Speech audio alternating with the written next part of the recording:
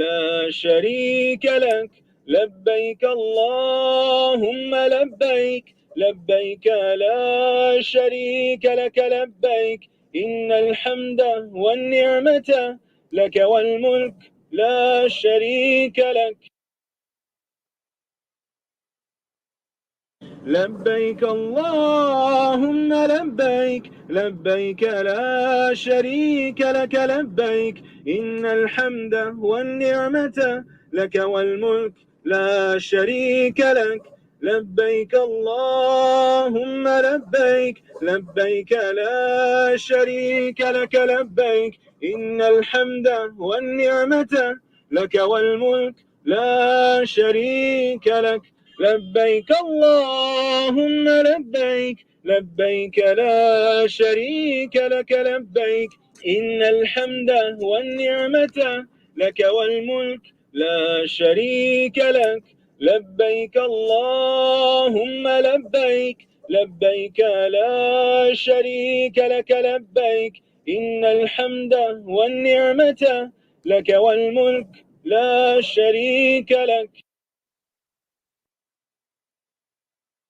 لبيك اللهم لبيك لبيك لا شريك لك لبيك إن الحمد والنعمة لك والملك لا شريك لك لبيك اللهم لبيك لبيك لا شريك لك لبيك إن الحمد والنعمة لك والملك لا شريك لك لبيك اللهم لبيك لبيك لا شريك لك لبيك إن الحمد والنعمة لك والملك لا شريك لك لبيك اللهم لبيك لبيك لا شريك لك لبيك إن الحمد والنعمة لك والملك لا شريك لك لبيك اللهم لبيك لبيك لا شريك لك لبيك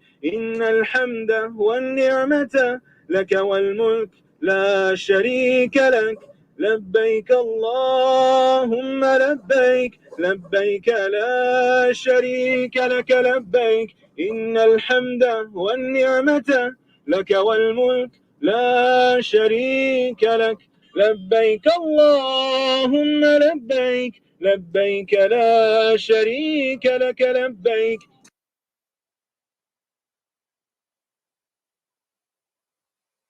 الله أكبر الله أكبر الله أكبر لا إله إلا الله الله أكبر الله أكبر ولله الحمد الله أكبر الله أكبر الله أكبر لا إله إلا الله الله أكبر الله أكبر ولله الحمد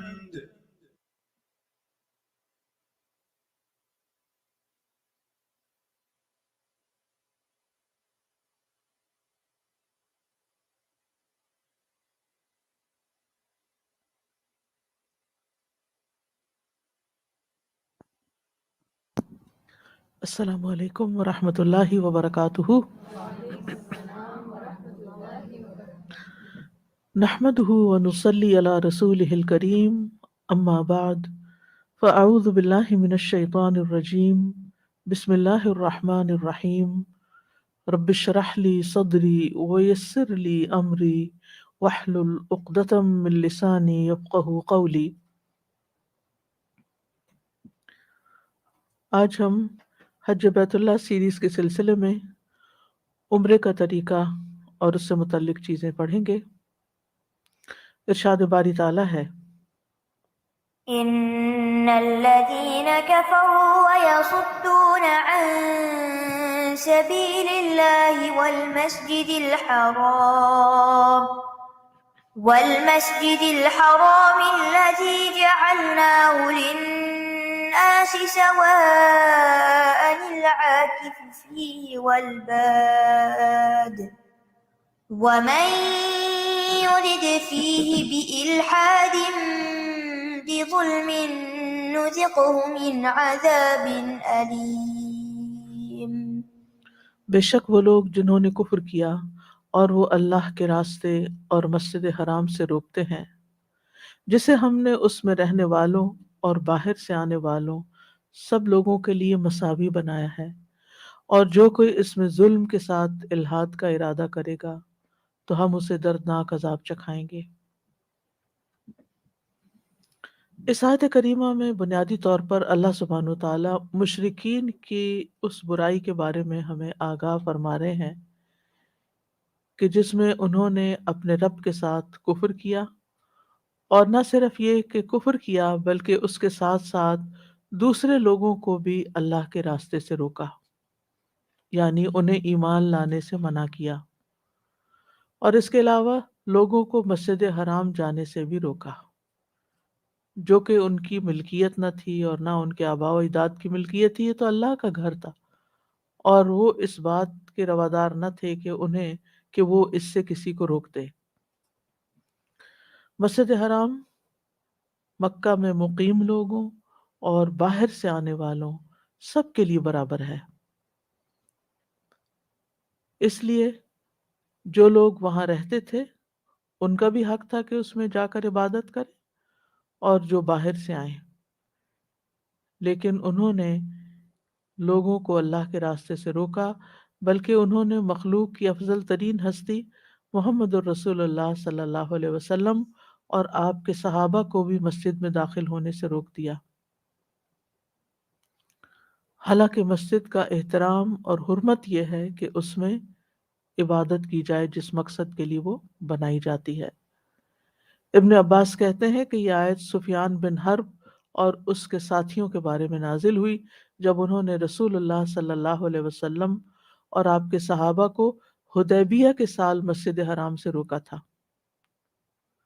اور آپ صلی اللہ علیہ وسلم نے ان سے جنگ کرنے کو ناپسند کیا۔ آپ نے اور آپ کے ساتھیوں نے عمرے کا احرام پہنا ہوا تھا، لیکن انہوں نے پھر بھی عمرہ نہیں کرنے دیا۔ پھر آپ نے ان کے ساتھ صلح کر لی اور آئندہ سال عمرے کے لیے تشریف لائے۔ فرمایا ان الذین کفروا، بے شک وہ لوگ جنہوں نے کفر کیا اللہ کے ساتھ، اس کے رسول کے ساتھ، اس کی کتابوں کے ساتھ، وَيَصُدُّونَ عَن سَبِيلِ اللَّهِ، اور اپنے کفر کے ساتھ ساتھ انہوں نے لوگوں کو اللہ کے راستے سے روکا، والمسجد الحرام، اور مسجد حرام میں جانے والوں کو اس سے روکا۔ یہاں پر ہم دیکھتے ہیں کہ کفروا ماضی کا صیغہ ہے اور یصدون مضارع کا ہے، اس سے پتہ چلتا ہے کہ انہوں نے کفر کیا لیکن وہ اللہ کے گھر سے، اللہ کے راستے سے لوگوں کو اب بھی روکتے رہتے ہیں، یعنی ایک مستقل عمل تھا ان کا۔ اور ہم جانتے ہیں کہ کفار مسلمانوں کو ہجرت سے پہلے بھی، یعنی جب وہ مسلمان مکہ میں تھے، اس وقت بھی مسجد میں آنے، نماز پڑھنے، طواف کرنے سے روکتے تھے، اور ہجرت کے بعد بھی، اور خاص طور پر 6 ہجری میں جب آپ صلی اللہ علیہ وسلم عمرے کے لیے تشریف لائے تو اس وقت بھی۔ یہاں مسجد حرام کا ذکر الگ طور پر کیا گیا ہے، حالانکہ اللہ کے راستے میں روکنے میں مسجد حرام بھی آ جاتی ہے، لیکن مسجد کی عظمت اور حرمت کو واضح کرنے کے لیے خاص طور پر اس کا ذکر الگ طور پر بھی کیا گیا، یعنی عام کے بعد خاص کا ذکر کیا گیا کہ ان کا بڑا جرم کس لیے ہے۔ یعنی ویسے بھی لوگوں کو اللہ کے راستے سے روکنا منع ہے، لیکن خاص طور پر اللہ کے گھر جانے سے روکنا یہ معمولی گناہ نہیں ہے۔ الذی، وہ مسجد کے جعلناہ للناس سواء، جسے ہم نے سارے لوگوں کے لیے برابر بنایا ہے، یعنی اس میں سب کا حق برابر ہے عبادت کے لیے۔ العاکف فیہ والباد، عاکف کا لفظ اعتکاف سے، جیسے اعتکاف میں جو آتا ہے نا عکوف، جم کے ایک جگہ بیٹھنا، تو عاکف کہتے ہیں اپنے آپ کو روک کر رکھنے والے کو، اور اس سے مراد مکہ کے باشندے ہیں۔ اس کے مقابلے میں عاکف کے بعد آیا ہے۔ بعد کا مطلب باہر سے آنے والا، یعنی جیسے ایک ہوتا ہے حاضر اور ایک ہوتا ہے بادی، یعنی جو بادیہ سے یا باہر سے آنے والا ہو۔ بیت اللہ کے قیام کا مقصد کیا تھا؟ یہ گھر اللہ تعالیٰ نے کس لیے لوگوں کے لیے مقرر کیا؟ تاکہ لوگ اس میں عبادت کریں، نماز پڑھیں، طواف کریں، مناسک حج اور عمرہ ادا کریں۔ لیکن اگر کوئی کسی کو اس سے روکتا ہے یا اس میں کوئی خلل ڈالتا ہے تو وہ بہت بڑا ظلم کرتا ہے۔ دن اور رات میں کسی بھی وقت کعبہ میں لوگوں کو طواف اور نماز سے روکنے کی ممانعت ہے۔ ایکسیپشنل صورتحال مختلف ہو سکتی ہے کسی خاص ریزن کے تحت، لیکن عام حالات میں دن اور رات یعنی 24/7 یہ مسجد کھلی رہے گی۔ جبیر بن مطعم نبی صلی اللہ علیہ وسلم سے بیان کرتے ہیں کہ آپ نے فرمایا، کسی کو منع مت کرو، جس وقت بھی کوئی اس گھر کا طواف کرنا چاہے اور نماز پڑھنا چاہے تو پڑھنے دو، دن ہو یا رات، خواہ کوئی بھی وقت ہو۔ تو اس سے یہ پتہ چلتا ہے کہ جو زوال کے وقت جس میں ہم نوافل عام طور پر اس مسجد کے علاوہ ادا نہیں کرتے، اگر کسی نے طواف کیا ہے تو طواف کے نوافل وہ یا مسجد میں داخل ہونے کے نفل وہ اس وقت بھی وہاں پڑھ سکتا ہے۔ فضل بن یعقوب کہتے ہیں کہ رسول اللہ صلی اللہ علیہ وسلم نے خطاب کرتے ہوئے فرمایا، اے بنی عبد مناف، کسی کو منع مت کرو۔ تو اس سے یہ پتہ چلتا ہے کہ مسجد حرام میں نماز کے ممنوع اوقات میں بھی نماز اور طواف جائز ہے، یعنی ہر وقت وہاں نماز پڑھ سکتے ہیں اور ہر وقت وہاں طواف کر سکتے ہیں۔ کوئی بھی وقت ایسا نہیں کہ جس میں طواف کو روکنے یا نماز کو روکنے کی ضرورت ہو۔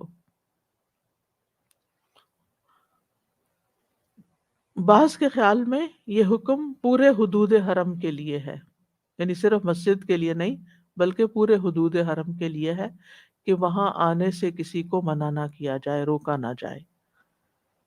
یعنی حرم مکہ کے دروازے ہر وقت کھلے رہیں، چاہے لوگ کسی بھی جگہ آ کر رہنا چاہیں۔ اس کی وجہ یہ ہے کہ ارکان حج میں سے بیشتر کا تعلق صرف بیت اللہ شریف سے نہیں ہے بلکہ اس کے باہر بھی ہے، جیسے صفا، مروہ، منا، مزدلفہ، مشعر الحرام، یہ سب بیت اللہ کی حدود سے باہر ہیں لیکن حرم مکہ میں ہے، تو اس لیے وہاں جانے سے بھی کسی کو نہیں روکا جا سکتا۔ وَمَن يُرِدْ فِيهِ بِإِلْحَادٍ بِظُلْمٍ نُذِقْهُ مِنْ عَذَابٍ أَلِيمٍ، اور جو کوئی ارادہ ہی کرے، ارادہ ہے ابھی اس نے کیا کچھ نہیں، فیہ اس میں یعنی اس بیت اللہ شریف میں یا مکہ کے اندر، بِإِلْحَادٍ، الحاد سے مراد ہوتا ہے ایک طرف کو مائل ہو جانا، صحیح رستے کو چھوڑ کے ایک طرف اصل موقف سے ہٹ جانا، یعنی صراط مستقیم سے ہٹ جانا، بظلم، ظلم کے ساتھ، یعنی جو بھی کوئی ایسا ارادہ رکھتا ہو جو اعتدال سے یا استقامت سے ہٹا ہوا ہو اور اس کے ساتھ ساتھ وہ ظلم کرنے والا بھی ہو، تو ایسی صورت میں، اور پھر یہ کہ کسی کبیرہ گناہ کا، ظلم کا ارتکاب کرنا چاہتا ہو وہاں پر، تو پھر ہم اسے دردناک عذاب کا مزہ چکھائیں گے۔ اب یہ کیا چیز ہے؟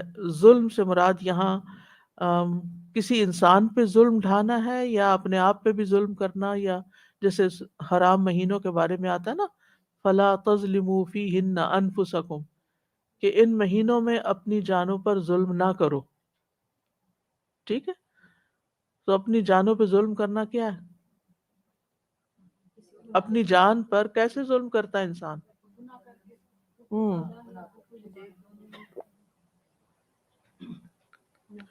گناہ کر کے ظلم کرتا ہے۔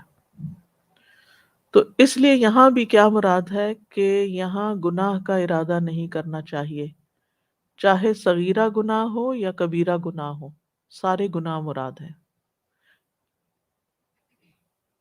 یعنی چاہے کوئی کفر کرے یا پھر کوئی چھوٹا گناہ کرے۔ مکہ میں گناہ کرنا دنیا میں کسی بھی جگہ گناہ کرنے سے زیادہ سنگین جرم ہے، کیونکہ ایک پاک زمین ہے۔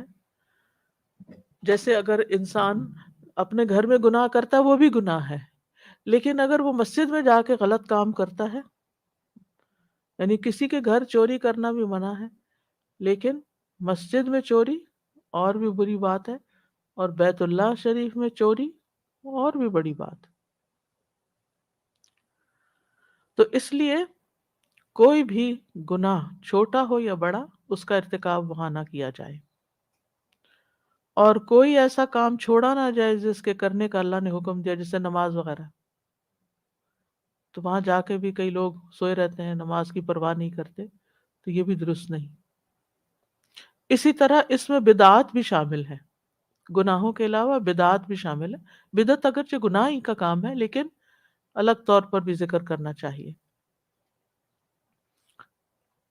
اسی طرح حرم کی حرمت کا خیال نہ رکھنا، اس کا احترام نہ کرنا، جیسے پیچھے بات ہو چکی ہے۔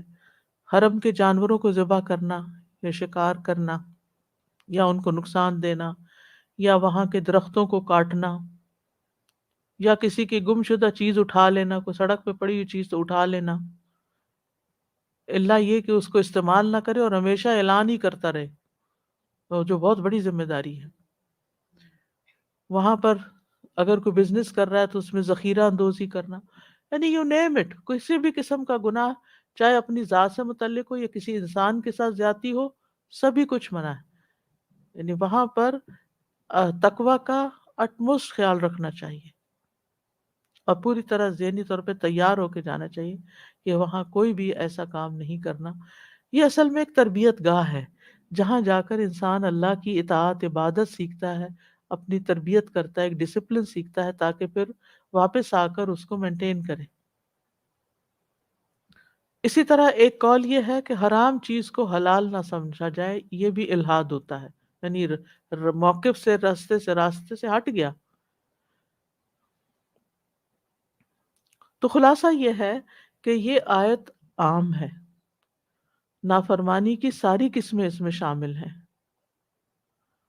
اور حرم اس چیز کے ساتھ خاص ہے کہ جو اس میں برائی کا ارادہ کرے گا اس کو سزا بھی دی جائے گی، اگرچہ اس نے اس پر عمل نہ بھی کیا ہو، صرف ارادہ، صرف نیت اس نے کی کوئی گڑبڑ مچانے کی، وہاں کوئی چوری کرنے کی، کچھ اٹھانے کی، کسی کے ساتھ زیادتی کرنے کی،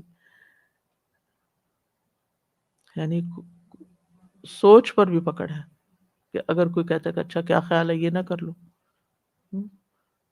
یا عورتوں کو بری نظر سے کوئی دیکھ رہا ہے، یا کوئی کسی کے مال پہ نظر رکھے ہوئے ہے کہ کس وقت موقع ملے تو یہاں سے کچھ اٹھا لوں، یا کوئی بھی ایسی چیز، نذقہ من عذاب علیم، ہم اس کو دردناک عذاب کا مزہ چکھائیں گے۔ یعنی ہر ملک کے کچھ قانون ہوتے ہیں، ہر جگہ رہنے کے کچھ آداب ہوتے ہیں، ہر گھر کے اپنے کچھ اصول، قاعدے، ضابطے ہوتے ہیں، ہر ادارے کے اپنے کچھ اصول ہوتے ہیں۔ تو بیت اللہ شریف ہو یا مکہ ہو، حرم مکی ہو، وہاں کے بھی کچھ اصول، ضابطے، قاعدے ہیں۔ وہ گھر توحید کی بنیاد پہ بنا ہے، اللہ کی عبادت کے لیے بنا ہے، اور وہاں پر کسی کو یا خود اپنے اوپر کسی قسم کی اجازت نہیں کہ انسان کسی ظلم کا ارتکاب کرے یا راہ راست سے ہٹے یا سیدھے رستے سے ہٹے۔ تو اس آیت سے جو باتیں پتہ چلتی ہیں وہ یہ کہ اللہ تعالیٰ نے حرم مکہ کو امن کی جگہ بنا دیا ہے، اور یہ امن اسی وقت قائم ہو سکتا ہے جب وہاں گناہوں سے پرہیز کیا جائے، کسی پر زیادتی کرنے سے پرہیز کیا جائے۔ نہ وہاں فوج کشی جائز ہے، نہ قتال، حتیٰ کہ بلا ضرورت کوئی ہتھیار اٹھانا بھی منع ہے، یعنی گنز وغیرہ لے کے وہاں نہیں جا سکتے۔ اگر کوئی مجرم حرم میں پناہ لیے ہوئے ہے تو جب تک وہ باہر نہیں آتا تو اس کو کچھ کہہ نہیں سکتے آپ۔ حرم مکہ کے جانور بھی محفوظ و مامون ہیں، نہ ان کا شکار کیا جا سکتا، نہ ان کو ڈرایا دھمکایا جا سکتا، نہ ان کو تکلیف دی جا سکتی ہے۔ ہاں موذی جانور کو مارنے کی اجازت ہے، جن 5 چیزوں کا پیچھے ذکر ہو چکا۔ پھر اسی طرح حرم مکہ کے پودے، درخت، گھاس یہ سب بھی محفوظ ہیں۔ بعض اقتصادی ضروریات کے تحت گھاس کاٹنے کی اجازت ہے، جس کی اجازت لی گئی تھی نبی صلی اللہ علیہ وسلم سے، جیسے اذخر کی۔ پھر اسی طرح یہ کہ کوئی گری پڑی چیز وہاں سے نہیں اٹھانی چاہیے۔ پھر یہ کہ حرم مکہ کا احترام واجب ہے، اور احترام میں سب سے بڑی بات یہ ہے کہ جس کام کے لیے وہ جگہ اللہ نے منتخب کی ہے اس میں وہی کام کیا جائے، اور اپنے آپ کو غیر ضروری کاموں اور چیزوں اور مشاغل سے بچایا جائے۔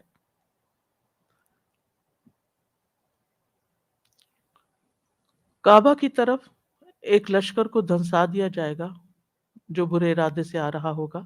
صحیح بخاری میں آتا ہے، رسول اللہ صلی اللہ علیہ وسلم نے فرمایا، قیامت کے قریب ایک لشکر کعبہ پر چڑھائی کرے گا۔ جب وہ مقام بیضاء میں پہنچے گا تو انہیں اول سے آخر تک سب کو زمین میں دھنسا دیا جائے گا، یعنی دنیا میں ہی ان کو عذاب چکھا دیا جائے گا۔ حضرت عائشہ کہتی ہے، میں نے کہا یا رسول اللہ صلی اللہ علیہ وسلم، اسے شروع سے آخر تک تو کیوں دھنسایا جائے گا، جبکہ وہیں ان کے بازار بھی ہوں گے اور وہ لوگ بھی ہوں گے جو ان میں سے نہیں ہوں گے، یعنی جو آس پاس کے لوگ ہوں گے۔ ظاہر ہے جب زمین سنک کرتی ہے تو یہ تھوڑی دیکھتی ہے کہ نیک لوگ ادھر ہو جائیں تو باقی ڈوبیں، تو جو بھی ساتھ ہوگا وہ سب چلے جائیں گے اندر۔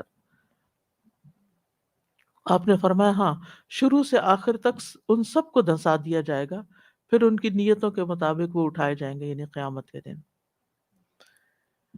ہم سب جانتے ہیں کہ کعبہ کی طرف چڑھائی کرنے والے ایک لشکر کا کیسا عبرتناک انجام ہوا، جس کا ذکر سورۃ الفیل میں ملتا ہے۔ الم تر کیف فعل ربک باصحاب الفیل الم یجعل کیدہم فی تضلیل وارسل علیہم طیرا ابابیل ترمیہم بحجارۃ من سجیل فجعلہم کعصف مأکول۔ کیا تم نے دیکھا نہیں تیرے رب نے ہاتھی والوں کے ساتھ کیسا سلوک کیا؟ کیا اس نے ان کی تدبیر کو بیکار نہیں کر دیا اور ان پر جھنڈ کے جھنڈ پرندے بھیج دیے جو ان پر کھنگر یعنی پکی ہوئی مٹی کی پتھریاں پھینکتے تھے، تو اس نے انہیں کھائے ہوئے بھوس کی طرح کر دیا۔ اور یہاں اشارہ ہے ابرہہ کے اس لشکر کی طرف جو یمن کی طرف سے آیا تھا اور کعبہ پر حملہ کرنے کے ارادے سے آیا تھا، اور بہت بڑا لشکر لے کر آیا تھا، اور اس لشکر کے آگے ہاتھی بھی تھے، اور اس کا مقصد کیا تھا کہ کعبہ کو ڈھا دے، اللہ کے گھر کو تباہ کر دے۔ لیکن مغمس نامی ایک جگہ کے قریب پہنچا تو وہاں رک گیا، ہاتھیوں نے آگے بڑھنے سے انکار کر دیا۔ وہ ہاتھی کو ڈانٹنے لگے جو سب سے آگے والا ہاتھی تھا، تاکہ وہ کعبہ کی طرف پیش قدمی کرے، لیکن جب اس کو کعبہ کی طرف کیا جاتا تو وہ مڑ جاتا، آگے نہ بڑھتا۔ یمن کی طرف جب اس کو پھیرا جاتا اور چلایا جاتا تو وہ دوڑنے لگتا۔ لوگوں نے اس کو ڈانٹا، ہر طریقہ اختیار کیا، لیکن وہ آگے نہیں بڑھا، وہیں ٹھہر گیا، لہذا لشکر بھی وہیں رک گیا۔ تو اللہ تعالیٰ نے ان پر ابابیل بھیجے جو پرندوں کی ایک قسم تھی۔ ابابیل سے مراد ہے کثیر تعداد میں پرندوں کا جھنڈ، ایک جیسا جتنا لشکر تھا ویسا ہی ایک لشکر اللہ نے پرندوں کی شکل میں بھیج دیا، اور ہر پرندے نے اپنے پنجے میں ایک کنکری اٹھائی ہوئی تھی، اور وہ ایک ایک فرد پر جو اس لشکر کے اندر تھا اس پر برسائی گئی، اور جب وہ اس کے سر پہ جا کے پڑتی تو اس کے دوسرے راستے سے باہر نکل جاتے، جیسے بلٹ ہوتی ہے، تو بلٹس کا کام ان کنکریوں نے کیا، اور وہ سارے کے سارے مر گئے، اور اللہ تعالیٰ نے ان کو ٹکڑے ٹکڑے کر دیا، اور وہ کھائے ہوئے بھوس کی طرح وہاں پڑے ہوئے تھے، کعصف مأکول، یعنی ایسی کھیتی کی طرح جسے جانور کھا کے تباہ و برباد کر دیں اور اس میں توڑ پھوڑ ہو چکی ہو۔ تو یہ تو تاریخی واقعہ ہے جس سے کوئی بھی انکار نہیں کر سکتا کہ کس طرح برائی کا ارادہ کرنے والوں کو اللہ نے پامال کیا دنیا میں۔ لیکن اگر دنیا میں کسی کو وقتی طور پر وہاں سزا نہیں بھی ملتی، تو جو شخص بیت اللہ میں کسی بھی نافرمانی کا کام کرتا ہے، چھوٹا گناہ کرتا ہے یا بڑا کرتا ہے، یا کسی بھی حرام کام کا ارتکاب کرتا ہے، تو اللہ تعالیٰ اس کو اس کی سزا دے گا، الا یہ کہ وہ توبہ کر لے۔ وہ سزا دنیا میں بھی ہو سکتی ہے اور وہ سزا آخرت کے لیے بھی اٹھا کے رکھی جا سکتی۔ تو بہرحال یہ تو ہے اس جگہ کا احترام اس گھر کا احترام اور اس کا مقام جو قرآن مجید سے واضح ہوتا ہے۔ یہ مقام قرآن مجید کی ایک اور آیت سے بھی واضح ہوتا ہے، سورۃ آل عمران کی آیت نمبر 96 97 ہے۔ إن أول بيت وضع للناس للذي ببكة مباركا وهدى للعالمين فيه آيات بينات مقام إبراهيم ومن دخله كان آمنا ولله على الناس حج البيت من استطاع إليه سبيلا ومن كفر فإن الله غني عن العالمين۔ بے شک پہلا گھر جو لوگوں کے لیے مقرر کیا گیا یقیناً وہی ہے جو مکہ میں ہے، بہت بابرکت اور جہان والوں کے لیے ہدایت ہے۔ اس میں کئی کھلی نشانیاں ہیں، جن میں سے ایک مقام ابراہیم ہے۔ جو شخص اس گھر میں داخل ہوا وہ امن میں آ گیا، اور لوگوں پر اللہ کا یہ حق ہے کہ جو شخص اس گھر تک پہنچنے کی استطاعت رکھتا ہو وہ اس کا حج کرے، اور جس نے کفر کیا تو بے شک اللہ تمام جہان والوں سے بے پرواہ ہے۔ تو یہ پہلا گھر ہے جو لوگوں کے لیے بطور عبادت گاہ بنایا گیا، مبارک ہے، ہدایت کا ذریعہ ہے۔ اس میں بڑی بڑی نشانیاں ہیں، اس میں داخل ہونے والے امن میں آ جاتے ہیں۔ اللہ نے اس گھر کا حج مقرر کیا ہے۔ سورۃ قریش میں آتا ہے فَلْيَعْبُدُوا رَبَّ هَٰذَا الْبَيْتِ، یعنی لوگ جب اس جگہ، اس شہر میں یا اس گھر پہ جاتے ہیں اس گھر کی عبادت نہیں کرتے، وہ اس گھر کے رب کی عبادت کرتے ہیں، رب کے حکم سے وہاں پہنچتے ہیں۔ رب ان کو وہاں نشانیاں دکھاتا ہے جس سے ان کے ایمان میں اضافہ ہوتا ہے۔ تو بیت اللہ کی زمین جو ہے یہ اللہ تعالیٰ کی محبوب ترین زمین ہے۔ نبی صلی اللہ علیہ وسلم کو جب مکہ سے نکالا جا رہا تھا، یعنی جب آپ نے ہجرت کی، تو مقام حضورہ جو مکہ کے ایک بازار میں واقع تھا، اس میں آپ کھڑے ہو کر یہ فرما رہے تھے اللہ کی قسم بے شک تو اللہ کی سب سے بہترین سرزمین ہے، اور اللہ کی زمین میں سے اللہ عز و جل کو سب سے زیادہ محبوب ہے۔ اگر مجھے تجھ سے نہ نکالا جاتا تو میں کبھی نہ جاتا، یعنی میں مکہ کبھی نہ چھوڑتا۔ تو اس سے اندازہ لگائیں کہ اس زمین کی کیا ویلیو ہے، یا اس کی کیا قدر و قیمت ہے، یا اس کا کیا مقام ہے، اور دل وہاں کس لیے کھنچتے ہیں۔ یہ ایک پاکیزہ شہر ہے، نبی صلی اللہ علیہ وسلم بھی اس سے محبت کرتے تھے۔ رسول اللہ صلی اللہ علیہ وسلم نے مکہ سے فرمایا تو کتنا پاکیزہ شہر ہے اور تو مجھے کتنا محبوب ہے، اور یہ کہ میری قوم نے مجھے تجھ سے نہ نکالا ہوتا تو میں تیرے علاوہ کہیں اور نہ رہتا۔ یہ سب سے پہلی عبادت گاہ ہے۔ ابو ذر کہتے ہیں میں نے عرض کیا اے اللہ کے رسول صلی اللہ علیہ وسلم، زمین میں سب سے پہلی مسجد کون سی بنائی گئی؟ آپ نے فرمایا مسجد حرام۔ میں نے عرض کیا پھر اس کے بعد کون سی؟ آپ نے فرمایا مسجد اقصی۔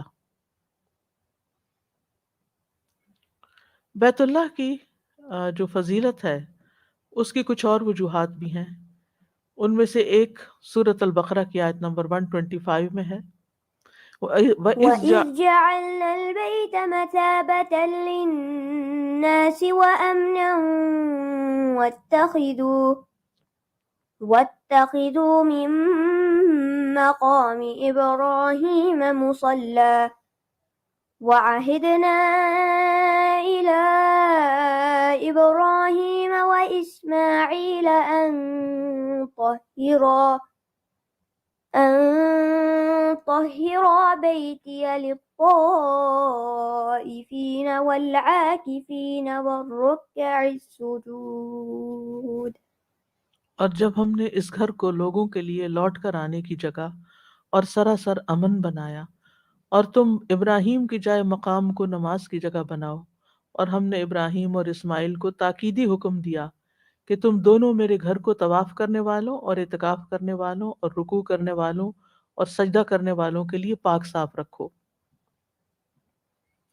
تو یہاں دو خصوصیات بیان کی گئی ہیں، کہ ایک تو یہ کہ لوگوں کے لیے مثابہ ہے، ثواب کی جگہ ہے، یعنی یہاں آ کر لوگ ثواب کما کے جاتے ہیں، اور دوسرا بار بار لوٹ کر آنے کی جگہ ہے، کہ کسی کا دل نہیں بھرتا ایک دفعہ جانے سے، جو ایک دفعہ چلا، جو نہیں جاتا وہ بھی بے قرار ہوتا ہے، اور جو ایک دفعہ چلا جاتا ہے پھر وہ دوبارہ جانے کے لیے بے قرار ہوتا ہے۔ یہ ایسا شوق ہے جو ہمیشہ تازہ ہی رہتا ہے۔ اور دوسری خصوصیت یہ بتائی گئی کہ یہ امن کی جگہ ہے، یہاں دشمن کا بھی خوف نہیں رہتا۔ زمانے جاہلیت میں بھی لوگ یہاں خون کا بدلہ نہیں لیا کرتے تھے۔ اسلام نے اس احترام کو نہ صرف یہ کہ باقی رکھا، بلکہ اس میں مزید وسعت بھی دی، کہ انسانوں کے علاوہ حیوانوں اور درختوں وغیرہ کو بھی شامل کر لیا۔ یہ مسلمانوں کا قبلہ ہے۔ سورۃ مائدہ میں آتا ہے جعل اللہ الکعبۃ البیت الحرام قیاما للناس، کہ اللہ سبحانہ وتعالیٰ نے کعبہ کو، جو حرمت والا گھر ہے، لوگوں کے قیام کا باعث بنایا ہے اور قبلہ بنایا ہے۔ یہ قیامت تک حرمت والی جگہ ہے۔ ابن عباس کہتے ہیں رسول اللہ صلی اللہ علیہ وسلم نے فتح مکہ کے دن فرمایا، اب مکہ سے ہجرت نہیں رہی، البتہ جہاد اور اس کی نیت باقی ہے، اس لیے جب تمہیں نکلنے کا حکم دیا جائے تو فوراً نکل پڑو۔ آپ نے فتح مکہ کے دن یہ بھی فرمایا کہ بے شک جس دن اللہ نے زمین اور آسمان کو پیدا کیا، اسی دن اس شہر کو حرام قرار دے دیا، اس لیے یہ شہر اللہ کی حرمت کے باعث قیامت تک کے لیے حرام ہی رہے گا۔ یہ شہر جانوروں اور پودوں کو بھی امن دینے والا ہے۔ آپ نے خاص طور پر فرمایا، یعنی فتح مکہ کے موقع پر، کہ اللہ تعالیٰ نے اس شہر کو قابل احترام ٹھہرایا ہے، لہٰذا اس کے کانٹے نہ کاٹے جائیں۔ یعنی جو راستے میں آتا ہے وہ تو ٹھیک ہے، لیکن ارد گرد اگر لگے ہوئے ہیں تو اکھاڑ نہیں سکتے۔ نہ یہاں کے شکار کو پریشان کیا جائے کہ اس کو پریشان کر کے حرم سے باہر نکال کے وہاں کر لیا جائے، نہ ہی کوئی گری ہوئی چیز اٹھائے سوائے اس کے جو اس کا اعلان کرنے والا ہو۔ اکرمہ کہتے ہیں جانتے ہو شکار کو خوفزدہ کرنے کی کیا معنی؟ وہ یہ کہ شکار کو سائے سے بگا کر خود وہاں بیٹھ جایا جائے، یعنی اگر کوئی جانور بیٹھا ہوا ہے تو آپ اس کو اٹھا کے بگا کے خود وہاں بیٹھ جائیں، یہ نہیں کر سکتے، سبھی برابر ہے، سب کا حق۔ دجال کے فتنے سے امن والی جگہ ہے۔ نبی صلی اللہ علیہ وسلم نے فرمایا ہر شہر میں دجال کا گزر ہوگا، مگر مکہ اور مدینہ میں دجال نہیں آئے گا، ان کے تمام راستوں پر فرشتے صف بستہ پہرا دیں گے۔ اس گھر میں نماز پڑھنے کا اجر 1,00,000 نمازوں سے افضل ہے۔ نبی صلی اللہ علیہ وسلم نے فرمایا مسجد حرام میں ایک نماز پڑھنا کسی دوسری مسجد کی 1,00,000 نمازوں سے افضل ہے۔ نبی صلی اللہ علیہ وسلم نے فرمایا اس گھر سے فائدہ حاصل کر لو، کیونکہ اس کو 2 مرتبہ گرایا جائے گا اور تیسری بار اٹھا لیا جائے گا، پھر یہ باقی نہیں رہے گا۔ یہ گھر غیر مسلموں کے لیے ممنوع جگہ ہے۔ قرآن مجید میں واضح حکم ہے یا ایھا الذین آمنوا انما المشرکون نجس فلا یقربوا المسجد الحرام بعد عامهم ھذا، اے لوگو جو ایمان لائے ہو، بے شک مشرک لوگ ناپاک ہیں، بس وہ اس سال کے بعد مسجد حرام کے قریب نہ آئیں۔ تو یہ جگہ ہے جہاں پر حج ہوتا ہے۔ کل ہم نے احرام کے بارے میں پڑھا تھا کہ جو حج کا اور عمرے کا سب سے پہلا رکن ہے۔ احرام پہننے کے بعد اور احرام کی پابندیوں کو جاننے کے بعد پھر جب انسان سفر کر کے مکہ پہنچتا ہے، عمرہ شروع کرتا ہے، یا اگر حج مفرد کر رہا ہے اور حج شروع کرتا ہے، تو اس میں سب سے پہلے مکہ جا کر اس کو طواف کرنا چاہیے۔ اور اگر وہ عمرہ کر رہا ہے، عمرے کی نیت سے جا رہا ہے، تو سب سے پہلے عمرہ کرنا چاہیے اگر حج تمتع ہے تو۔ وَأَتِمُّ الْحَجَّ وَالْعُمْرَةَ لِلَّهِ، قرآن مجید میں حج کے ساتھ ہی عمرے کا ذکر بھی کیا گیا ہے۔ عمرہ گناہوں کے کفارے کا سبب ہے۔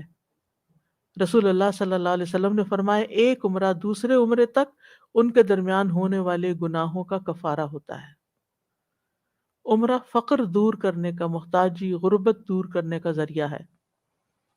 رسول اللہ صلی اللہ علیہ وسلم نے فرمایا پے در پے حج اور عمرے کیا کرو، کیونکہ یہ دونوں فقر اور گناہوں کو اس طرح ختم کر دیتے ہیں جیسے بھٹی لوہے، سونے اور چاندی کے میل کو ختم کر دیتی ہے، یعنی انسان صاف ستھرا ہو جاتا ہے۔ عمرے کا اجر انسان کی مشقت کے مطابق ہے۔ حضرت عائشہ سے روایت ہے کہ رسول اللہ صلی اللہ علیہ وسلم نے ان سے ان کے عمرے کی ادائیگی کے دوران فرمایا تمہارے لیے تمہاری تھکن اور خرچ کے مطابق ثواب ہے۔ ہو سکتا ہے انہوں نے کچھ اظہار کیا ہو یا ان کی چال سے یا کسی طرح آپ نے محسوس کیا ہو کہ تھک گئی ہیں، تو آپ نے ان کو انکریج کیا کہ جتنا بھی انسان اس سفر میں یا اس کام میں تھکتا ہے اس کا اجر اتنا ہی زیادہ ہوتا ہے، یعنی آپ کا گراف اونچا ہوتا جائے گا اگر آپ کی تھکاوٹ زیادہ ہو گئی ہے تو۔ اس کا مطلب جان بوجھ کے تھکائے اپنے آپ کو، لیکن اگر انسان تھک گیا ہے تو اس پر شکایت نہ کرے کہ بہت تھک گیا ہوں۔ بالکل، عمرے کا کوئی وقت اور مہینہ مقرر نہیں، جس وقت چاہیں کر سکتے ہیں۔ حج کے ساتھ بھی کر سکتے ہیں، علیحدہ بھی کر سکتے ہیں۔ ہاں، حج کے ایام اور اشہر مقرر ہیں۔ عمرے کے 4 ارکان ہیں: احرام، طواف، صفا مروہ کی سعی اور حلق یا تقصیر۔ تو سب سے پہلے آتا ہے طواف۔ عمرے کا آغاز طواف سے کیا جاتا ہے، جو عمرے کے ارکان میں سے ایک اہم رکن ہے۔ اس کے بغیر عمرہ مکمل نہیں ہوتا، اور طواف سے مراد بیت اللہ کے گرد 7 چکر لگانا، جو حجر اسود سے شروع ہو کر حجر اسود پر ہی ختم ہوتے ہیں۔ طواف کی 5 قسمیں ہیں۔ ایک ہے طواف قدوم، دوسرا ہے طواف عمرہ، تیسرا ہے طواف افاضہ، چوتھا ہے طواف وداع، پانچواں ہے نفلی طواف۔ طواف قدوم، مکہ مکرمہ داخل ہونے کے بعد سے سب سے پہلا جو طواف کیا جاتا ہے اسے طواف قدوم کہتے ہیں۔ اس کے کچھ اور نام بھی ہیں، جیسے طواف قادم، طواف ورود، طواف تحیہ، سلام یعنی پہلا ابتدائی طواف۔ ابن عمر کہتے ہیں کہ رسول اللہ صلی اللہ علیہ وسلم نے حج کیا اور عرفات جانے سے قبل طواف تحیہ ادا کیا، کیونکہ آپ قارن تھے نا۔ یہ طواف ان لوگوں پر ہے جو بیرون مکہ سے آتے ہیں۔ یہ تحیۃ المسجد کی طرح بیت اللہ کے لیے تحیہ کے طور پر ہوتا ہے۔ اس کو طواف اللقاء بھی کہتے ہیں اور اول عہد بالبیت بھی کہتے ہیں۔ یہ طواف مسنون ہے، واجب نہیں۔ پھر ہے طواف عمرہ۔ عمرہ کرنے والا مکہ معظمہ پہنچ کر سب سے پہلا طواف جو ادا کرتا ہے اسے طواف عمرہ کہا جاتا ہے۔ طواف عمرہ عمرہ کا رکن ہے، اس کے بغیر عمرہ ادا نہیں ہوتا۔ عمرہ کا طواف، عمرہ کرنے والے کا طواف عمرہ ہی طواف قدوم ہوتا ہے، الگ سے نہیں ہوتا کہ پہلے طواف قدوم کرو پھر تھوڑی دیر کے بعد طواف عمرہ کرو۔ یعنی عمرہ کرنے والا ڈائریکٹ طواف عمرہ ہی کرے گا۔ پھر طواف افاضہ یا طواف زیارہ بھی اس کو کہتے ہیں۔ یہ 10 ذی الحجہ کو منا میں قربانی کرنے کے بعد مکہ مکرمہ آ کر بیت اللہ کا طواف کرنا ہے، جو کہ فرض طواف ہے۔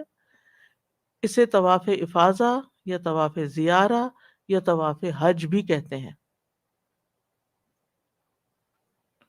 حضرت عائشہ کہتی ہیں کہ جب رسول اللہ صلی اللہ علیہ وسلم نے کوچ کا ارادہ کیا تو دیکھا کہ صفیہ رضی اللہ عنہا اپنے خیمے کے دروازے پر پریشان کھڑی ہیں، تو آپ نے ان سے فرمایا اقرا یا حلقہ، یعنی تم ہمیں روک دو گی اب؟ یعنی آپ نے سینس کیا کہ شاید اس کا طواف نہیں ہوا۔ آپ نے پوچھا کیا تم نے قربانی کے دن طواف کر لیا تھا؟ انہوں نے کہا جی ہاں۔ آپ نے فرمایا پھر کوچ کرو، پھر چلتے ہیں۔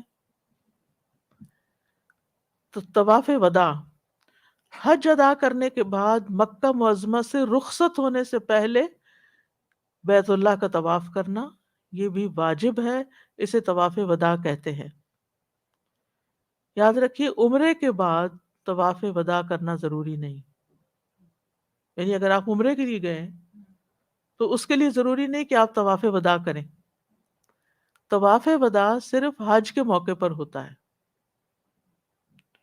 یعنی بعض لوگ عمرے سے واپس آتے ہیں تو بہت پریشان ہوتے ہیں، رش ہے، ابھی طواف وداع کرنا نہیں، آپ کے اوپر وداع فرض نہیں، اگر کر لیا، اگر لاسٹ تھنگ آپ طواف کر کے جانا چاہتے کر لیں، لیکن اگر نہیں بھی کر سکے کسی مجبوری سے کوئی بات نہیں، کوئی گناہ نہیں ہے۔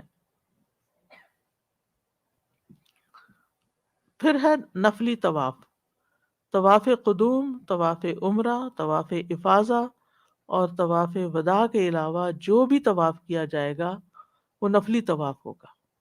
یہ حج اور عمرہ کرنے والے جب چاہیں جتنے چاہیں طواف کرتے رہیں۔ طواف کی فرضیت قرآن مجید سے بھی پتہ چلتی ہے۔ سورۃ الحج میں اللہ تعالیٰ فرماتے ہیں وَلْيَطَّوَّفُوا بِالْبَيْتِ الْعَتِيقِ، چاہیے کہ اس قدیم گھر کا طواف کریں، یعنی ان کو کرنا چاہیے، انہیں کرنا ہوگا، یعنی لام یا تاکید کے لیے بھی ہے۔ طواف کی فضیلت کیا آپ میں سے کوئی بتائے گا؟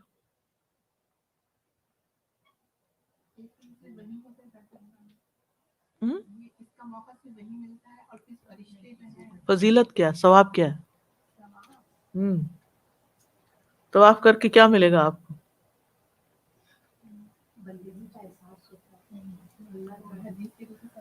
نہیں، آپ کو ملے گا کیا؟ آپ نے طواف کر لیا، آپ کو کیا اجر ملے گا؟ چلیے بتا دیتی ہوں۔ عبداللہ بن عمر فرماتے ہیں کہ میں نے رسول اللہ صلی اللہ علیہ وسلم کو یہ فرماتے ہوئے سنا، جو بیت اللہ کا طواف کرے اور 2 رکعتیں ادا کرے، 2 رکعتیں ادا کرے، کیونکہ یہ 2 رکعتیں بھی اس کا حصہ ہے نا طواف کا، اس کا یہ عمل ایک غلام آزاد کرنے کے برابر ہوگا، گویا آپ غلام آزاد کر کے آئے ہیں۔ اس کے علاوہ ایک اور حدیث سے جو بات پتہ چلتی ہے، نبی صلی اللہ علیہ وسلم نے فرمایا جو شخص بیت اللہ کا طواف کرتے ہوئے ایک قدم بھی اٹھاتا یا رکھتا ہے، کیونکہ آپ ایک قدم اٹھاتے ہیں اور ایک رکھا ہوا ہوتا ہے نا، پھر وہ رکھ دیتے ہیں اور پھر دوسرا اٹھا لیتے ہیں، تو ہر اٹھائے جانے والے قدم اور ہر رکھے جانے والے قدم پر اس کے لیے 10 نیکیاں لکھی جاتی ہیں۔ جتنا لمبا چکر ہوگا اتنے ہی زیادہ قدم اٹھیں گے، اور اس کے 10 گناہ مٹائے جاتے ہیں اور اس کے 10 درجات بلند کیے جاتے ہیں۔ یہ سوچ کے، اس شعور کے ساتھ انسان طواف کرے تو آپ دیکھیں کہ ہر قدم اپنا کتنا اچھا لگے گا، کتنی اچھی فیلنگ ہوگی کہ گناہ مٹ رہے ہیں، گناہ جا رہے ہیں، ثواب مل رہا ہے، درجے بلند ہو رہے ہیں۔ اوپر سے بھی طواف کرنے میں کوئی پرابلم نہیں ہوگی۔ السلام علیکم سازا، اس دفعہ عورتوں کا طواف چھوٹا ہو گیا نا، نیچے مطاف میں نہیں ہوتے آدمی زیادہ، صرف عمرے والے ہوتے ہیں، اور آدمیوں کو بس ایک دفعہ عمرہ کرتے ہیں، اس کے بعد طواف بڑا ملتا ہے اوپر۔ تو میرے ہسبینڈ کہتے ہیں اتنا میرے 2-2.5 گھنٹے لگ گئے اس طواف کے اوپر، تو میں نے کہا جو میں نے 10 طواف کیے اس کے برابر آپ کا ایک طواف میں، تو الحمدللہ واقعی قدم تو برابر ہو جائیں گے نا۔ طواف کی ابتدا باوضو ہو کر طواف کرنا چاہیے۔ نبی صلی اللہ علیہ وسلم نے فرمایا بیت اللہ کا طواف نماز ہی کی طرح ہے۔ اس سے پتہ چلتا ہے کہ جیسے نماز میں وضو ضروری ہے، طواف میں بھی ضروری ہے۔ دوسرا ہے خشوع و خضوع سے آغاز کرنا، یعنی جیسے نماز میں خشوع و خضوع ہوتا ہے، پھر طواف میں بھی خشوع و خضوع کا اہتمام کرنا چاہیے۔ اللہ تعالیٰ کی عظمت دل میں ہونی چاہیے، اللہ سبحانہ وتعالیٰ کے گھر کی ہیبت دل میں ہونی چاہیے۔ طواف شروع کرنے سے پہلے ہی سوچ رکھیں کہ آپ نے کون سی دعائیں مانگنی ہیں، ہر چکر میں کیا پڑھنا ہے، اور دعائیں بھی رٹی رٹائی نہ ہوں، بلکہ خشوع و خضوع کے ساتھ اور عاجزی کے ساتھ دعائیں کریں۔ بلا وجہ آوازیں بلند کر کر کے دعائیں کرنا یہ بھی درست نہیں۔ اس میں ہم دیکھتے ہیں کہ بعض لوگ صرف رٹی رٹائی دعائیں پڑھتے ہیں، یا ہر چکر کی انہوں نے دعا مقرر کی ہوئی ہے اور وہ سمجھتے ہیں کہ بس یہی کافی ہے. تو دعائیں جو ہیں اپنی زبان میں بھی کر سکتے ہیں اور عربی میں بھی کر سکتے ہیں. طواف شروع کرنے سے پہلے تلبیہ پڑھنا بند کر دینا چاہیے. طواف کے دوران تلبیہ نہیں پڑھا جاتا. ابن عباس کہتے ہیں کہ آپ عمرے میں حجر اسود کا استلام کرتے ہی تلبیہ کہنا بند کر دیتے تھے. مرد اجتباء کریں.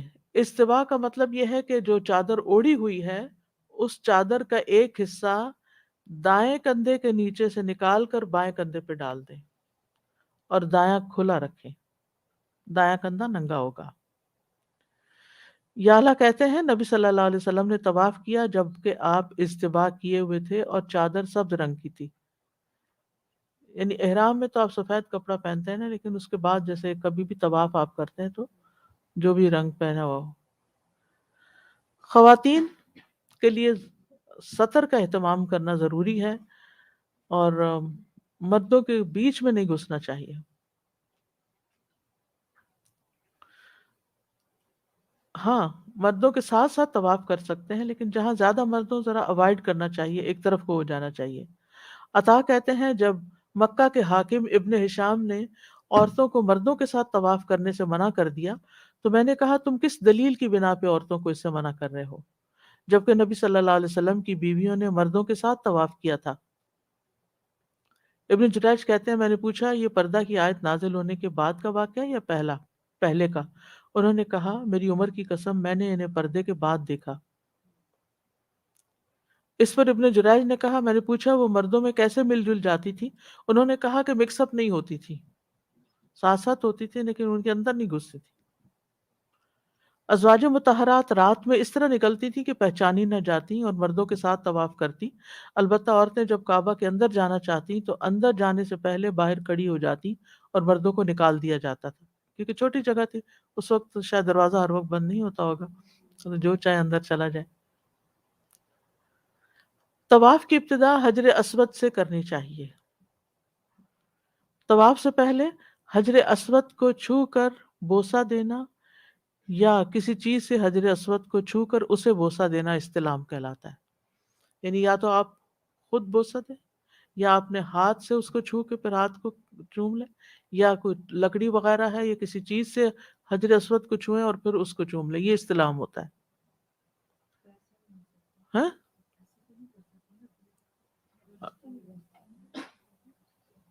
اب تو رش ہوتا جی، اب تو اشارہ دور سے تو اشارہ ہی کرتے، دور سے اشارہ کرتے ہوئے ہاتھ کو چومنے کی ضرورت نہیں. جی. جابر بن عبداللہ کہتے ہیں جب نبی صلی اللہ علیہ وسلم مکہ تشریف لائے اور مسجد حرام میں داخل ہوئے تو حجر اسود کا استلام کیا، پھر بیت اللہ کے دائیں طرف چلنا شروع کیا. ابن عمر کہتے ہیں ایک آدمی نے حجر اسود کے استلام کے بارے میں سوال کیا تو انہوں نے کہا میں نے رسول اللہ صلی اللہ علیہ وسلم کو حجر اسود کو ہاتھ لگاتے اور بوسہ دیتے ہوئے دیکھا ہے.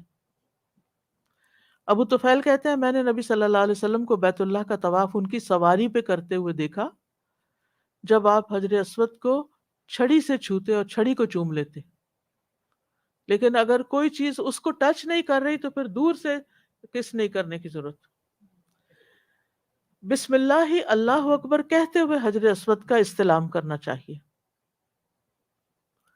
استلام نہ کر سکنے کی صورت میں صرف دائیں ہاتھ سے اشارہ کیا جائے گا اور ایک دفعہ اشارہ کرنا کافی. کچھ لوگ بار بار ایسے ایسے کر رہے ہوتے ہیں، اس کی ضرورت نہیں ہے، بس ایک دفعہ اشارہ کر کے بسم اللہ اللہ اکبر کہہ کے آگے بڑھیں.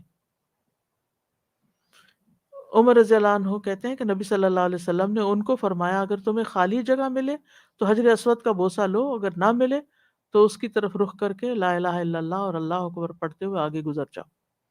یعنی بسم اللہ اللہ اکبر بھی پڑھ سکتے ہیں، لا الہ الا اللہ واللہ اکبر بھی پڑھ سکتے ہیں. حجر اسود کو دور سے بوسہ دینا درست نہیں. ہر چکر کے آغاز میں حجر اسود کے سامنے کھڑے ہو کر اللہ اکبر کہنا چاہیے، اور یہ نہیں کہ کھڑے ہی ہو جائے. وہاں اکثر دیکھا گیا کہ وہاں بہت رش ہو جاتا ہے کیونکہ کچھ لوگ وہاں سے ہلتے نہیں، بہت دیر لگا دیتے ہیں، پتہ نہیں دعائیں کرنے لگتے ہیں یا کیا پڑھنے لگتے ہیں. تو وہاں سے فوراً نکلنا چاہیے تاکہ دوسرے لوگوں کو تکلیف نہ ہو۔ ابن عباس کہتے ہیں رسول اللہ صلی اللہ علیہ وسلم نے بیت اللہ کا طواف اونٹ پر سوار ہو کر کیا۔ آپ جب بھی حجر اسود کے نزدیک آتے تو اپنے ہاتھ میں جو چیز ہوتی اس سے اشارہ کرتے اور اللہ اکبر کہتے، یعنی چھڑی ہوتی تو اس کے ساتھ، اور ویسے بھی حجر اسود پر رش ہونے کی صورت میں بیچ میں زبردستی نہیں گھسنا چاہیے، اور خاص طور پر خواتین کو۔ حضرت عائشہ مردوں سے الگ ہو کر طواف کیا کرتی، ان سے مکس اپ نہ ہوتی۔ ایک عورت نے ان سے کہا ام المومنین چلیے ہم حجر اسود کو بوسہ دیں، تو انہوں نے رش کی وجہ سے انکار کر دیا اور کہا تم چلی جاؤ۔ عمر بن خطاب سے مروی ہے کہ نبی صلی اللہ علیہ وسلم نے ان کے لیے فرمایا اے عمر یقیناً تم طاقتور آدمی ہو۔ آپ کو معلوم ہے نا کہ حضرت عمر اتنے طاقتور تھے کہ نیچے کھڑے کھڑے کود کر گھوڑے پہ سوار ہو جاتے تھے سیڈل کے بغیر۔ فرمایا کہ تم طاقتور آدمی ہو، اس لیے تم حجر اسود پر مزاحمت نہ کرنا، دھکم پیل نہ کرنا، کیونکہ اس طرح تم کمزور افراد کو اذیت پہنچاؤ گے۔ اگر تمہیں خالی جگہ ملے تو حجر اسود کا بوسہ کر لو، اور اگر نہ ملے تو اس کی طرف رخ کر کے لا الہ الا اللہ اور اللہ اکبر پڑھتے ہوئے آگے گزر جاؤ۔ طواف کے ہر چکر میں حجر اسود اور رکن یمانی کو چھونا افضل ہے، نہ چھو سکے تو ویسے بھی گزر سکتے ہیں، یعنی حجر اسود پہ تو اشارہ کریں گے لیکن رکن یمانی پہ اشارہ بھی نہیں کرنا۔ حجر اسود اور رکن یمانی کے علاوہ باقی دونوں کونوں یا کعبہ کی کسی اور چیز کا استلام سنت سے ثابت نہیں کہ اس کے ساتھ آپ اپنے کپڑے ملیں یا آپ اس کے ساتھ لگ جائیں، یہ نہیں کر سکتے۔ ابن عمر کہتے ہیں کہ میں نے رسول اللہ صلی اللہ علیہ وسلم کو حجر اسود اور رکن یمانی کے علاوہ کسی رکن کو چھوتے ہوئے نہیں دیکھا۔ رکن کارنر کو کہتے ہیں۔ رکن یمانی کو بوسہ نہ دیں، صرف ہاتھ سے چھوئیں۔ سالم بن عبداللہ کے روایت کرتے ہیں، وہ کہتے ہیں میں نے نبی صلی اللہ علیہ وسلم کو دونوں رکن یمانی کے سوا کسی چیز کو چھوتے ہوئے نہیں دیکھا۔ دونوں رکن یمانی کی حجر اسود اور وہ جو ہے وہ ایک ہی سائڈ پر ہے نا، یہ مطلب ہے، یمین رائٹ سائڈ کو کہتے ہیں۔ یعلا بن امیہ کہتے ہیں ایک مرتبہ میں نے عمر بن خطاب کے ساتھ طواف کیا، انہوں نے حجر اسود کا استلام کیا۔ وہ کہتے ہیں میں بیت اللہ کی جانب تھا، جب میں مغربی رکن پر پہنچا جو حجر اسود سے آگے آتا ہے تو میں نے استلام کرنے کے لیے ہاتھ بڑھایا تو حضرت عمر نے کہا تمہیں کیا ہوا؟ میں نے کہا آپ استلام نہیں کریں گے؟ انہوں نے فرمایا کیا تم نے رسول اللہ صلی اللہ علیہ وسلم کے ساتھ کبھی طواف نہیں کیا؟ میں نے عرض کیا کیوں نہیں؟ فرمایا تو کیا تم نے آپ کو ان دو مغربی یعنی لیفٹ سائڈ کے جو رکن ہیں ان کا استلام کرتے ہوئے دیکھا؟ میں نے کہا نہیں۔ تو انہوں نے کہا کیا رسول اللہ صلی اللہ علیہ وسلم کی ذات میں تمہارے لیے اسوہ حسنہ موجود نہیں؟ میں نے عرض کیا کیوں نہیں؟ انہوں نے فرمایا پھر اسے چھوڑ دو۔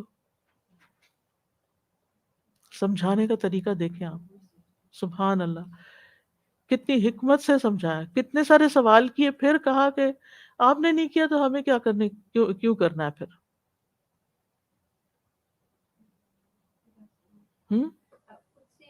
اگر ہم اپنی طرف سے کہتے ہیں نا نہ کرو تو لوگ نہیں سنتے، لیکن جیسے ہی کہتے ہیں کہ پیارے نبی صلی اللہ علیہ وسلم نے نہیں کیا تو وہ پھر وہ اس بات کو ریگارڈ دیتے ہیں، کیونکہ ان سے آگے تو نہیں بڑھنا نا، کہ جو کام انہوں نے نہیں کیا ہم وہ کرنے لگے ثواب کی نیت سے، تو ثواب تو نہیں ہوگا۔ رکن یمانی اور حجر اسود کے درمیان کی تو اصل میں نا ہم بے صبرے ہو جاتے ہیں، جلد باز ہیں ہم۔ اگر ہمیں کسی نیکی کی بات کا پتہ تو ہم بس کہتے ہیں کسی کے اوپر الٹ دیں، فوراً اس کو بتا دیں، اور اسے سمجھ آئے یا نہ آئے، اسے اچھا لگے یا برا لگے، بس ہم بتا دیں۔ تو تھوڑے حوصلے اور صبر کے ساتھ اس کی ذہن سازی کر کے پھر ڈالیں۔ آپ دیکھیں کہ اگر آپ زمین میں، جو لوگ گارڈننگ کرتے ہیں ان کو اچھی طرح پتا ہوگا، اگر آپ زمین کو نرم کیے بغیر پانی ڈال دیتے ہیں تو پودوں کی جڑوں تک تو نہیں پہنچتا نا، اوپر اوپر رہے گا۔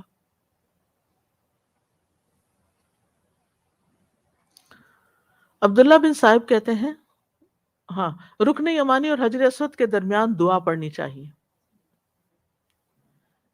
عبداللہ بن صاحب کہتے ہیں میں نے رسول اللہ صلی اللہ علیہ وسلم کو فرماتے ہوئے سنا، آپ رکن یمانی اور حجر اسود کے مابین یہ دعا پڑھ رہے تھے، ربنا آتنا فی الدنیا حسنۃ وفی الآخرۃ حسنۃ وقنا عذاب النار، اے ہمارے رب ہمیں دنیا میں بھلائی دے اور آخرت میں بھی بھلائی عطا فرما اور ہمیں آگ کے عذاب سے بچا، آمین۔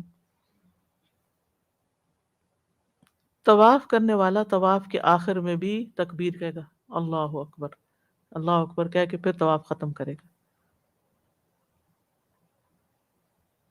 حجر اسود اور رکن یمانی کو چھونا گناہوں کو مٹانے کا سبب ہے، یعنی اس کی بھی مجھے فضیلت پوچھنی چاہیے تھی آپ سے، اس کا فائدہ کیا ہے چھونے کا؟ ابن عمر کہتے ہیں کہ نبی صلی اللہ علیہ وسلم نے فرمایا یقیناً رکن یمانی اور رکن اسود کو چھونا خطاؤں کو گرا دیتا ہے، یحط الخطایا، یعنی گناہ جھڑنے لگتے ہیں، گرنے لگتے ہیں، گناہوں کا بوجھ ہوتا ہے نا انسان پہ، اسی لیے جب ہم طواف کرتے ہیں، جب نیکی کا کوئی کام کرتے ہیں تو ہم لائٹ فیل کرتے ہیں، جیسے کوئی بوجھ ہٹ گیا ہے۔ حجر اسود، ہاں سوال کر لیں۔ چونا گناہوں کو جھاڑ دیتا ہے تو استلام بھی اس کے قائم مقام ہو جائے گا پھر، کیونکہ جی اب چھو نہیں انشاءاللہ، سکتے۔ ہاں اصل میں یہ موٹیویٹ کیا گیا ہے نا کہ انسان سستی کا مظاہرہ بھی نہ کرے اور بلا وجہ دوسروں کو تنگ بھی نہ کرے، نیت رکھے، اور اگر نہیں چھو سکتا تو کوئی بات نہیں، لیکن موقع ہے تو پیچھے نہیں رہنا چاہیے، ہو جاتا ہے۔ بہت عرصہ ہو گیا نہیں۔ حجر اسود جو ہے یہ جنت کا پتھر ہے، رسول اللہ صلی اللہ علیہ وسلم نے فرمایا حجر اسود جنت سے اترا ہے، یہ دودھ سے بھی زیادہ سفید تھا لیکن بنی آدم کے گناہوں نے اسے سیاہ کر دیا۔ قیامت کے دن حجر اسود سفارش کرے گا۔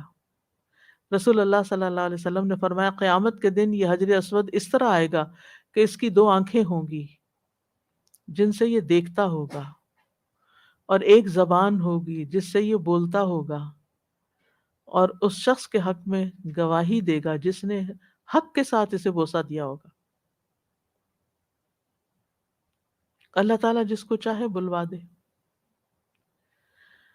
عبداللہ ابن عمر بن عاص کہتے ہیں رسول اللہ صلی اللہ علیہ وسلم نے فرمایا قیامت کے دن حجر اسود جب آئے گا تو جبل ابو قبیس سے بھی زیادہ بڑا ہوگا، وہ اتنے سے ٹکڑے نہیں ہوگے چھوٹے چھوٹے، اس کے اندر بہت بڑا ہوگا، اس کی ایک زبان اور 2 ہونٹ ہوں گے، اور وہ گواہی دے گا۔ طواف میں دیگر کیے جانے والے کچھ دیگر کام ہیں۔ طواف کے دوران تلاوت قرآن، تسبیح، تحلیل، دعائیں، اذکار، یہ سب کرتے رہیں۔ ہر چکر کی کوئی خاص دعا سنت سے ثابت نہیں، آپ اپنے لیے کوئی گنتی کے لیے حساب رکھیں، پہلے چکر میں یہ پڑھوں گی، دوسرے میں، تو اس سے ایک انسان پھر بھولتا نہیں ہے کہ کتنے چکر ہو گئے، اور وہ آپ کی اپنی تقسیم ہوگی۔ رسول اللہ صلی اللہ علیہ وسلم نے فرمایا بیت اللہ کا طواف، صفا مروہ کی سعی اور جمرات کو کنکریاں مارنا، یہ سب اللہ کا ذکر قائم کرنے کے لیے ہیں، یعنی یہ یہاں کیوں بھیجا گیا آپ کو؟ تاکہ وہاں آپ اللہ کو یاد کریں۔ اب اس سے پتہ چلتا ہے کہ مقصد کیا ہے طواف کا، اللہ کو یاد کرنا۔ تو پھر کیا اس موقع پر آپس کی باتیں، ہنسی مذاق اور لوگوں پہ تبصرے، یا پھر سیلفی بنانا یا موویز بنانا یا ادھر ادھر کی چیزوں پہ توجہ رکھنا، پھر یہ کس زمرے میں آتے ہیں؟ یہ احترام کے خلاف ہے، یہ مقصد کے خلاف ہے۔ خشوع و خضوع کے ساتھ، ادب کے ساتھ، احترام کے ساتھ، ہیبت کے ساتھ کثرت سے اللہ کا ذکر کرتے ہوئے طواف کرے۔ غنیمت جانے کب سے آپ تڑپ رہے تھے، ترس رہے تھے یہاں آنے کے لیے، اللہ لے آیا اور اب یہ نہ قدری۔ اور طواف کرنے والا خود دعا کرے۔ بعض لوگ معلم کے پیچھے کچھ چیزیں دہراتے جاتے ہیں، نہ اس کے پتہ ہے کیا کہہ رہا ہے کرے، اور کچھ لوگ تو وہ کہہ بھی کچھ اور، وہ کچھ اور کہہ رہے ہیں، یہ پیچھے کچھ اور کہہ رہے ہیں، کیونکہ لوگوں کو بعض اوقات فالو بھی نہیں کرنا آتا۔ سید سابق کی کتاب ہے فقہ السنہ، اس میں وہ لکھتے ہیں طواف کرنے والوں کو چاہیے کہ طواف کے وقت خوب ذکر اور دعا کرے، اور ان میں سے جن پر اسے شرح صدر ہو ان کو اختیار کرے، بغیر اس کے کہ اپنے آپ کو کسی کے ساتھ مقید کرے، یا معلمین کو کہے یا معلمین کے کہے کو دہراتا رہے، کیونکہ طواف میں کوئی متعین ذکر نہیں ہے جس کا شارع نے ہم کو پابند کیا ہو، اور عوام جو اذکار اور دعائیں پہلے چکر اور دوسرے چکر میں پڑھتے ہیں ان کی کوئی اصل نہیں ہے، اور اس سلسلے میں رسول اللہ صلی اللہ علیہ وسلم سے کچھ بھی ثابت نہیں۔ طواف کرنے والے کو چاہیے کہ وہ اپنے لیے اور اپنے بھائیوں کے لیے جس طرح چاہے دنیا اور آخرت کی بہتری مانگے، اور یہ جو دعا سکھا دی گئی طواف کے آخری حصے میں، دنیا کی ساری بلائیاں اور آخرت کی، تو اس میں سے گویا سب کچھ مانگ لیا آپ نے، اور اس کے علاوہ آپ تسبیح کریں، ذکر کریں، جو چاہیں کریں، لیکن کوئی ایسا کام نہ کریں کہ جو اس کے طواف کے ادب اور احترام کے خلاف ہو، اور چپ چاپ بھی نہیں طواف کریں، ذکر کریں، کیونکہ یہ ذکر کے مواقع ہیں۔ جو اونچا پڑھ رہے ہوتے ہیں، اونچی دعائیں گروپس پڑھ رہے ہوتے ہیں، وہ آپ کی اتنی ڈسٹربنس ہو جاتی ہے، آپ اتنے شوق سے مانگنا چاہتے ہیں کچھ، لیکن بالکل خیالات جو ہے نا بکھر جاتے ہیں۔ جی ہاں، اور کچھ لوگ جو بہت زیادہ کتابوں پہ ڈیپینڈ کرتے ہیں، وہ کتابوں میں اتنا کھوئے ہوئے ہوتے ہیں، کسی کو ادھر دھکا مار رہے ہیں، کسی کو ادھر۔ اگر آپ نے کتاب سے پڑھنا ہی ہے تو ان کو بھی ذرا گھر سے اچھی طرح یاد کر کے پڑھ کے جائیں، تاکہ بس ایک نظر ڈالیں تو آپ کو سمجھ آ جائے کہ آپ کیا پڑھ رہے ہیں۔ حت البسا لوگوں کو اذیت نہ دیں، درود شریف پڑھتے جائیں، استغفار پڑھیں، آیت کریمہ پڑھیں، لا حول ولا قوت الا باللہ پڑھیں، کچھ پڑھیں، قرآن کی تلاوت کریں، سبحان اللہ و بحمدہ پڑھیں، کچھ بھی پڑھیں، اوپن ہے جی، اپنی دعائیں مانگیں۔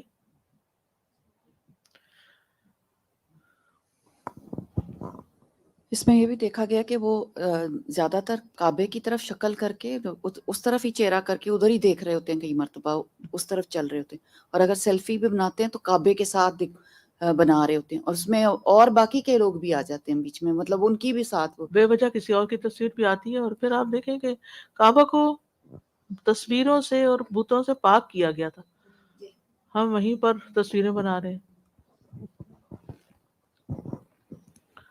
پھر مردوں کا رمل کرنا، مرد طواف کے پہلے 3 چکروں میں رمل کریں، یعنی کندھے اکڑا کر اسٹریٹ ہو کر تیز چلیں، یعنی اس طرح سیدھے سیدھے، جیسے سپاہی مارچ پاسٹ کرتے ہیں فوجی، اور باقی 4 چکروں میں عام چال چلیں، یعنی نارمل وے میں جو آپ کا ہے طریقہ۔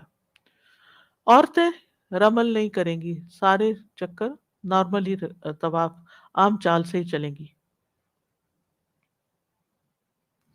ابن عمر کہتے ہیں کہ رسول اللہ صلی اللہ علیہ وسلم حج اور عمرہ میں مکہ آتے تو جو پہلا طواف ہوتا اس کے 3 چکروں میں رمل کرتے اور 4 میں عام رفتار سے چلتے، پھر 2 رکعتیں ادا کرتے۔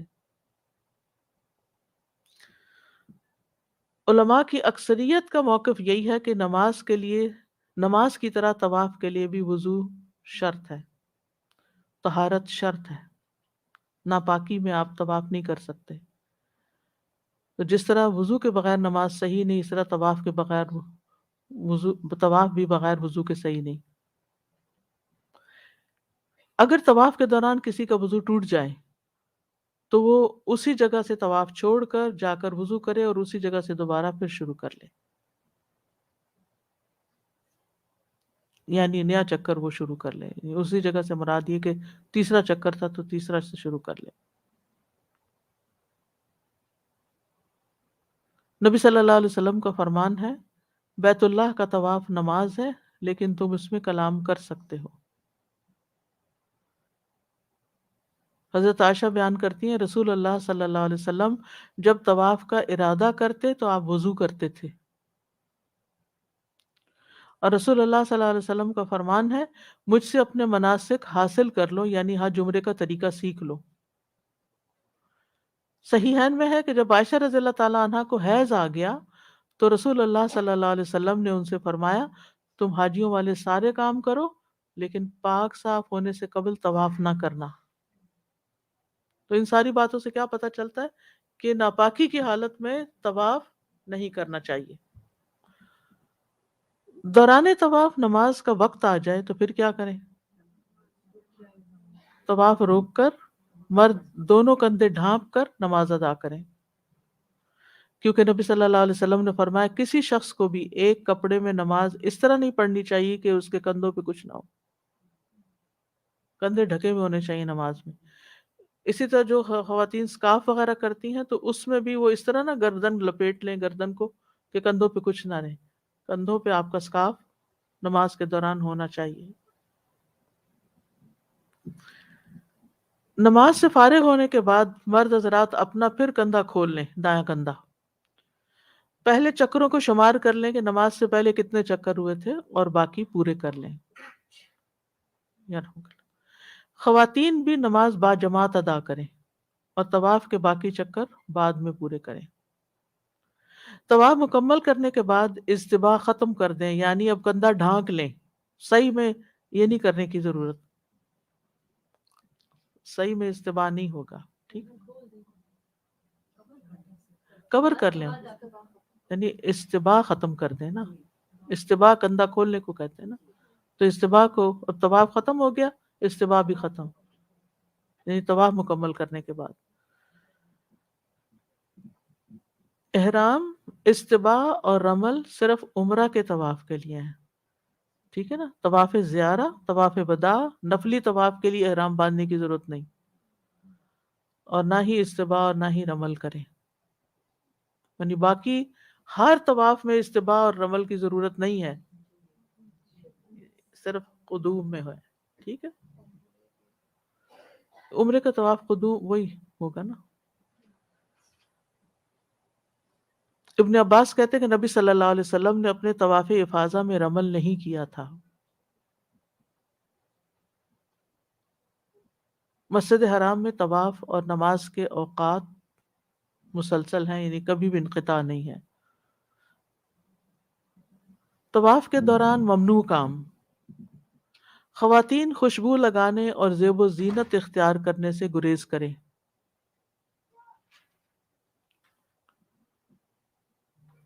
پردے کا خیال رکھیں. ہجوم میں طواف نہ کریں. مردوں کے ساتھ مزاحمت نہ کریں. طواف میں دوڑیں نہیں، یعنی خواتین. دھکم پیل سے گریز کریں. لوگوں کے پاؤں نہیں کچلیں. خواتین دوران طواف بلند آواز میں دعائیں مت پڑھیں. بلا ضرورت کوئی بات نہ کریں سوائے بھلائی کے، یعنی بلا ضرورت گفتگو سے اجتناب کریں. فون اٹینڈ کرنا نہیں شروع کر دیں، یا ویڈیو کال میں لا کے گھر والوں سے باتیں نہیں شروع کر دیں. ابن عباس کہتے ہیں نبی صلی اللہ علیہ وسلم نے فرمایا بیت اللہ کا طواف نماز ہی کی طرح ہے، سوائے اس کے کہ تم اس میں گفتگو کر لیتے ہو، لہٰذا جو اس میں بات کرے وہ نیکی ہی کی بات کرے. یعنی اگر اجازت ہے تو صرف کوئی اچھی بات کرنے کی، ورنہ نہیں. عبداللہ بن عمر کہا کرتے تھے کہ حالت طواف میں گفتگو کم کرو، کیونکہ تم طواف کرتے وقت نماز میں ہی ہوتے ہو. طواف کے دوران اپنے موبائل بند کر لیں، سائلنٹ کر لیں یا بند کر دیں، اور ساری توجہ نماز پر رکھیں، ساری توجہ طواف پر رکھیں. بلا وجہ، بلا ضرورت دوسروں کا ہاتھ پکڑ کر طواف مت کریں، کیونکہ جب وہ گروپ سا بن جاتا ہے تو پھر لوگوں کے گزرنے کا راستہ نہیں رہتا، خاص طور پر اگر آپ چل بھی آہستہ رہے ہوں. پھر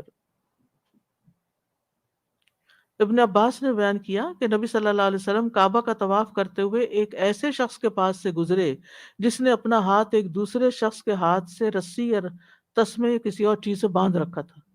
دو لوگوں نے ہاتھ باندھ رکھا تھا.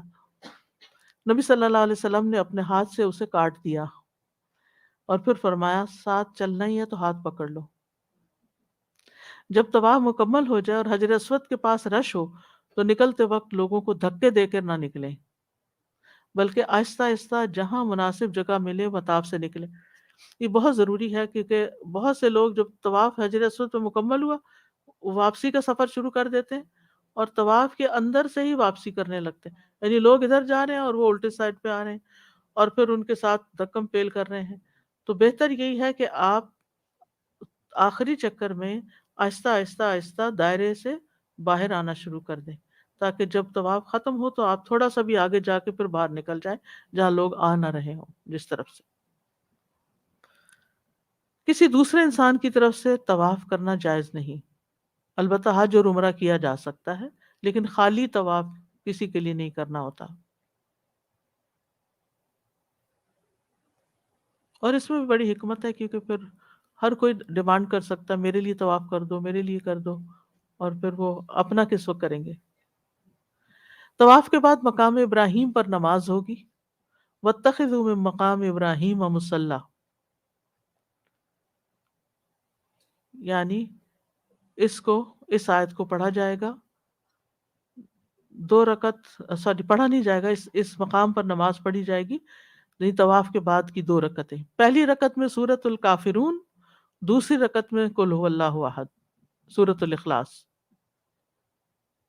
عبداللہ بن ابی اوفا کہتے ہیں رسول اللہ صلی اللہ علیہ وسلم نے عمرہ کیا تو آپ نے بیت اللہ کا طواف کر کے مقام ابراہیم کے پیچھے 2 رکعتیں پڑھی.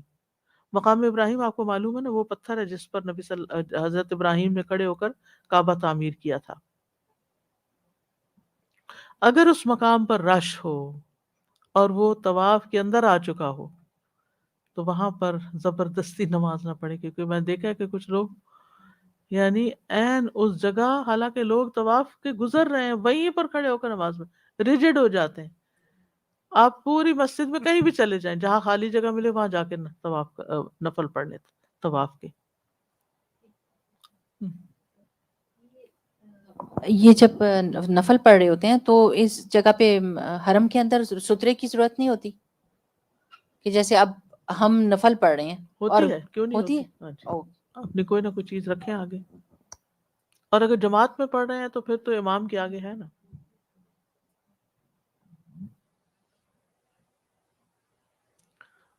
لوگوں کے لیے تکلیف کا باعث نہ بنے، راستے میں نماز نہ پڑھیں.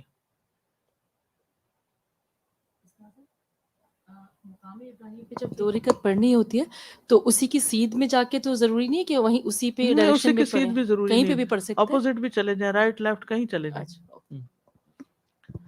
سہل بن معاذ بن انس جوہنی اپنے والد سے روایت کرتے ہیں کہ فلاں فلاں غزوے میں اللہ کے نبی صلی اللہ علیہ وسلم کے ساتھ تھا تو لوگوں نے منزلوں پر پڑاؤ کرنے اور خیمے لگانے میں بہت تنگی کا مظاہرہ کیا، راستہ بھی نہ چھوڑا، ساتھ خیمے لگا لیے. تو اللہ کے نبی نے ایک منادی بھیجا جس نے لوگوں میں اعلان کیا، جو شخص خیمہ لگانے میں تنگی کرے یا راستہ کاٹے تو اس کا جہاد نہیں. غلط پارکنگ کر کے مسجد آنا اور جمعہ پڑھنا جمعہ ضائع کرنے کے برابر ہے، جس میں آپ دوسروں کو تکلیف میں مبتلا کریں. اگر کچھ دور مل گئی پارکنگ، ٹھیک ہے، گرمی ہے، دھوپ ہے یا برف بارش ہے، تو ہر قدم پر آپ کو اجر مل رہا ہے اور آپ کی صحت بھی اچھی ہو رہی ہے کہ اللہ نے آپ کو چلنے کا موقع دے دیا ہے. یہ وہ چیز ہے جو ہمارے کلچر میں ختم ہی ہو گئی ہے. یعنی کہیں اور آپ جائیں کسی جگہ پارکنگ کرنے تو آپ کو وہ حالات نہیں ملیں گے جو مسجدوں کے باہر ہوتے ہیں.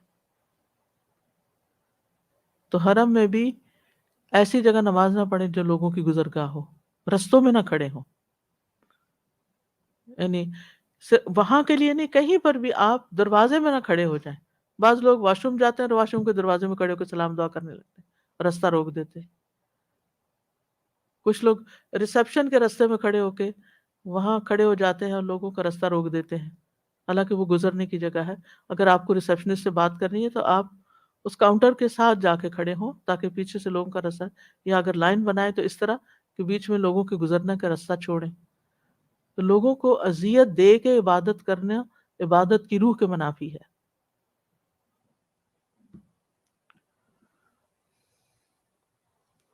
اسی طرح اگر آپ نے طواف ختم کیا ہی اور ساتھ ہی فرض نماز شروع ہو گئی، مثلا فجر کی نماز شروع ہو گئی اور آپ کے 2 رکعتیں پڑھ لی آپ نے، تو کیا آپ کی طواف کی رکعتیں ساتھ ہی ہو گئی؟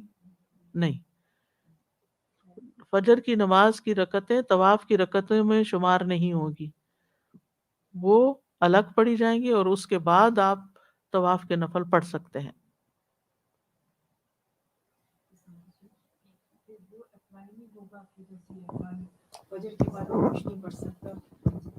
فجر کے بعد آپ دوسری نماز تو نہیں پڑھ سکتے نا، لیکن یہاں پہ آپ حرم کے اندر یس ہر وقت پڑھ سکتے ہیں، چاہے فجر کے بعد کا ہو، چاہے سورج نکل رہا ہو، چاہے سورج سر پہ ہو.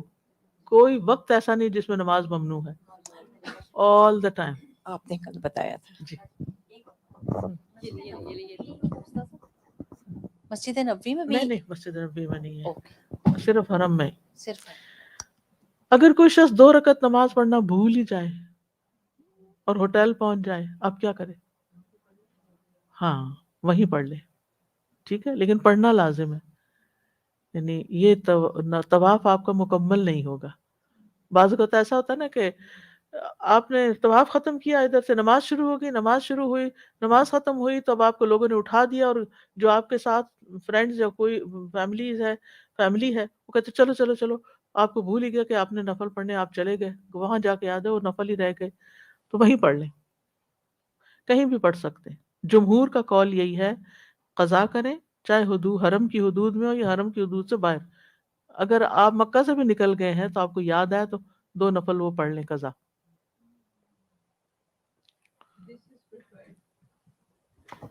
یعنی اگر انسان قریب ہی رہتا ہے اور اگلی نماز پہ آدھے گھنٹے بعد جانا ہے ہاں تو اس کا وہاں انتظار نہ کرے، اسی وقت پڑھ لے جب یاد بہتر آئے. جیسے بھی دونوں طرح آپشن. دونوں طرح ہے. اوکے. مقام ابراہیم بھی جنت کا پتھر ہے جس پہ ابراہیم علیہ السلام کے پاؤں کے نشان ہے. نبی صلی اللہ علیہ وسلم نے فرمایا حجر اسود اور مقام ابراہیم جنت کے یاقوت ہیں. اگر بنی آدم کی خطاؤں اور گناہوں نے اسے نہ چھوا ہوتا تو مشرق اور مغرب کے درمیان جو کچھ ہے اسے روشن کر دیتے. جیسے ستارے روشن کرتے ہیں ایسے یہ بھی پتھر بھی روشن کرتے ہیں. اور جو معذور اور مریض اسے ٹچ کرتا اسے شفا مل جاتی.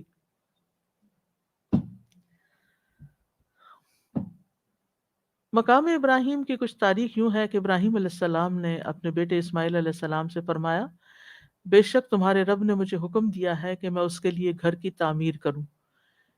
اسماعیل علیہ السلام نے کہا کہ آپ اپنے رب کے حکم کی فرما برداری کریں. انہوں نے فرمایا اس نے حکم دیا ہے کہ تم اس تعمیر میں میری مدد کرو. انہوں نے عرض کیا میں آپ کی مدد کروں گا جیسے آپ کہیں گے. چنانچہ دونوں اٹھ کھڑے ہوئے. ابراہیم علیہ السلام تعمیر کرتے، اسماعیل علیہ السلام پتھر پکڑاتے.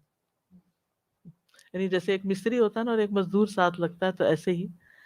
اور دونوں دعا بھی مانگتے کام کرتے ہوئے، ربنا تقبل منا انک انت السمیع العلیم. اور یہی تقویٰ ہوتا ہے کہ نیکی کر کے بھی خوف ہو کہ پتہ نہیں قبول ہوئی ہے کہ نہیں، بجائے اس کے کہ تکبر کا انسان شکار ہو جائے کہ میں نے یہ بڑی نیکی کر لی اور اس کو مینشن کرتا پھرے. ابن عباس کہتے ہیں حتیٰ کہ جب دیواریں اونچی ہو گئیں اور ابراہیم پتھروں کی نقل و حرکت سے عاجز ہو گئے تو وہ مقام ابراہیم والے پتھر پر کھڑے ہو گئے اور اسماعیل انہیں پتھر اٹھا کر دینے لگے. ساتھ ساتھ دونوں دعا کر رہے تھے ربنا تقبل منا انک انت السمیع العلیم. اور پھر یہ کہا جاتا ہے کہ پتھر اتنا ہی اونچا ہوتا گیا جتنا ابراہیم علیہ السلام نے اس گھر کی اونچائی رکھی.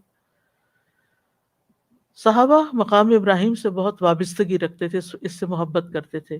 عمر رضی اللہ عنہ نے فرمایا 3 باتوں میں میں نے اپنے رب کی موافقت کی. میں نے کہا تھا یا رسول اللہ اگر ہم مقام ابراہیم کو نماز پڑھنے کی جگہ بنا لیتے تو اس پر یہ آیت نازل ہوئی تھی وَاتَّخِذُوا مِن مَقَامِ إِبْرَاهِيمَ مُصَلًّى، تم مقام ابراہیم کو نماز پڑھنے کی جگہ بنا لو. طواف کی 2 رکعت کے بعد زمزم پینا اور سر پہ بہانا سنت ہے.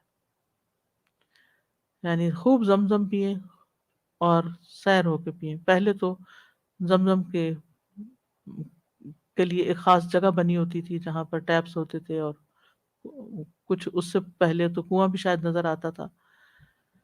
لیکن اب یہ ہے کہ صرف کولر سے پانی پی سکتے ہیں یا وہ مخصوص جگہیں جہاں پانی رکھا ہوا ہے. اب تو بوٹلز ملنے لگی ہیں. جابر بن عبداللہ کہتے ہیں کہ نبی صلی اللہ علیہ وسلم طواف کے بعد زمزم کے کنویں پر گئے اور اس کا پانی پیا اور سر پر بھی ڈالا. تو یہ بھی سنت سے ثابت ہے. ابن عباس سے مروی ہے کہ جب ہاجر علیہ السلام نے پانی کی تلاش میں صفا مروہ کے 7 چکر لگائے تو کیا دیکھتی ہیں کہ جہاں اب زمزم کا کنواں ہے وہیں ایک فرشتہ موجود ہے. فرشتے نے اپنی ایڑی یا پروں سے زمین میں گڑھا کھود دیا یہاں تک کہ پانی ابل آیا. حضرت ہاجرہ نے خود بھی پانی پیا اور اپنے بیٹے کو دودھ پلایا. فشربت وارضعت ولدہا. زمزم کی فضیلت بھی ہے. کیا فضیلت ہے؟ جس مقصد کے لیے پیا جائے. رسول اللہ صلی اللہ علیہ وسلم نے فرمایا روئے زمین پر سب سے بہترین پانی زمزم ہے، سب سے بہترین پانی، یہ بابرکت پانی ہے اور کھانے والے کا کھانا بھی ہے، یعنی اگر کسی کو کھانا نہ ملے اور صرف زمزم پیتا رہے تو وہ مرے گا نہیں، اس پر گزارا کر سکتا ہے۔ زمزم میں نبی صلی اللہ علیہ وسلم کا لعاب بھی شامل ہے۔ ایک ابن عباس کہتے ہیں ایک مرتبہ نبی صلی اللہ علیہ وسلم زمزم پر تشریف لائے، ہم نے ایک ڈول کھینچ کر پانی نکالا، آپ نے اسے نوش فرمایا، اس ڈول میں کلی کی اور وہ ڈول زمزم کے کنویں میں انڈیل دیا گیا۔ ابن عباس کہتے ہیں ہم زمزم کو شبع کہتے تھے، یعنی سیر کرنے والا، پیٹ بھوک مٹانے والا، اور اپنے اہل و عیال کے لیے اس کو بہترین معاون پاتے تھے۔ زمزم بیماریوں کے لیے شفا ہے۔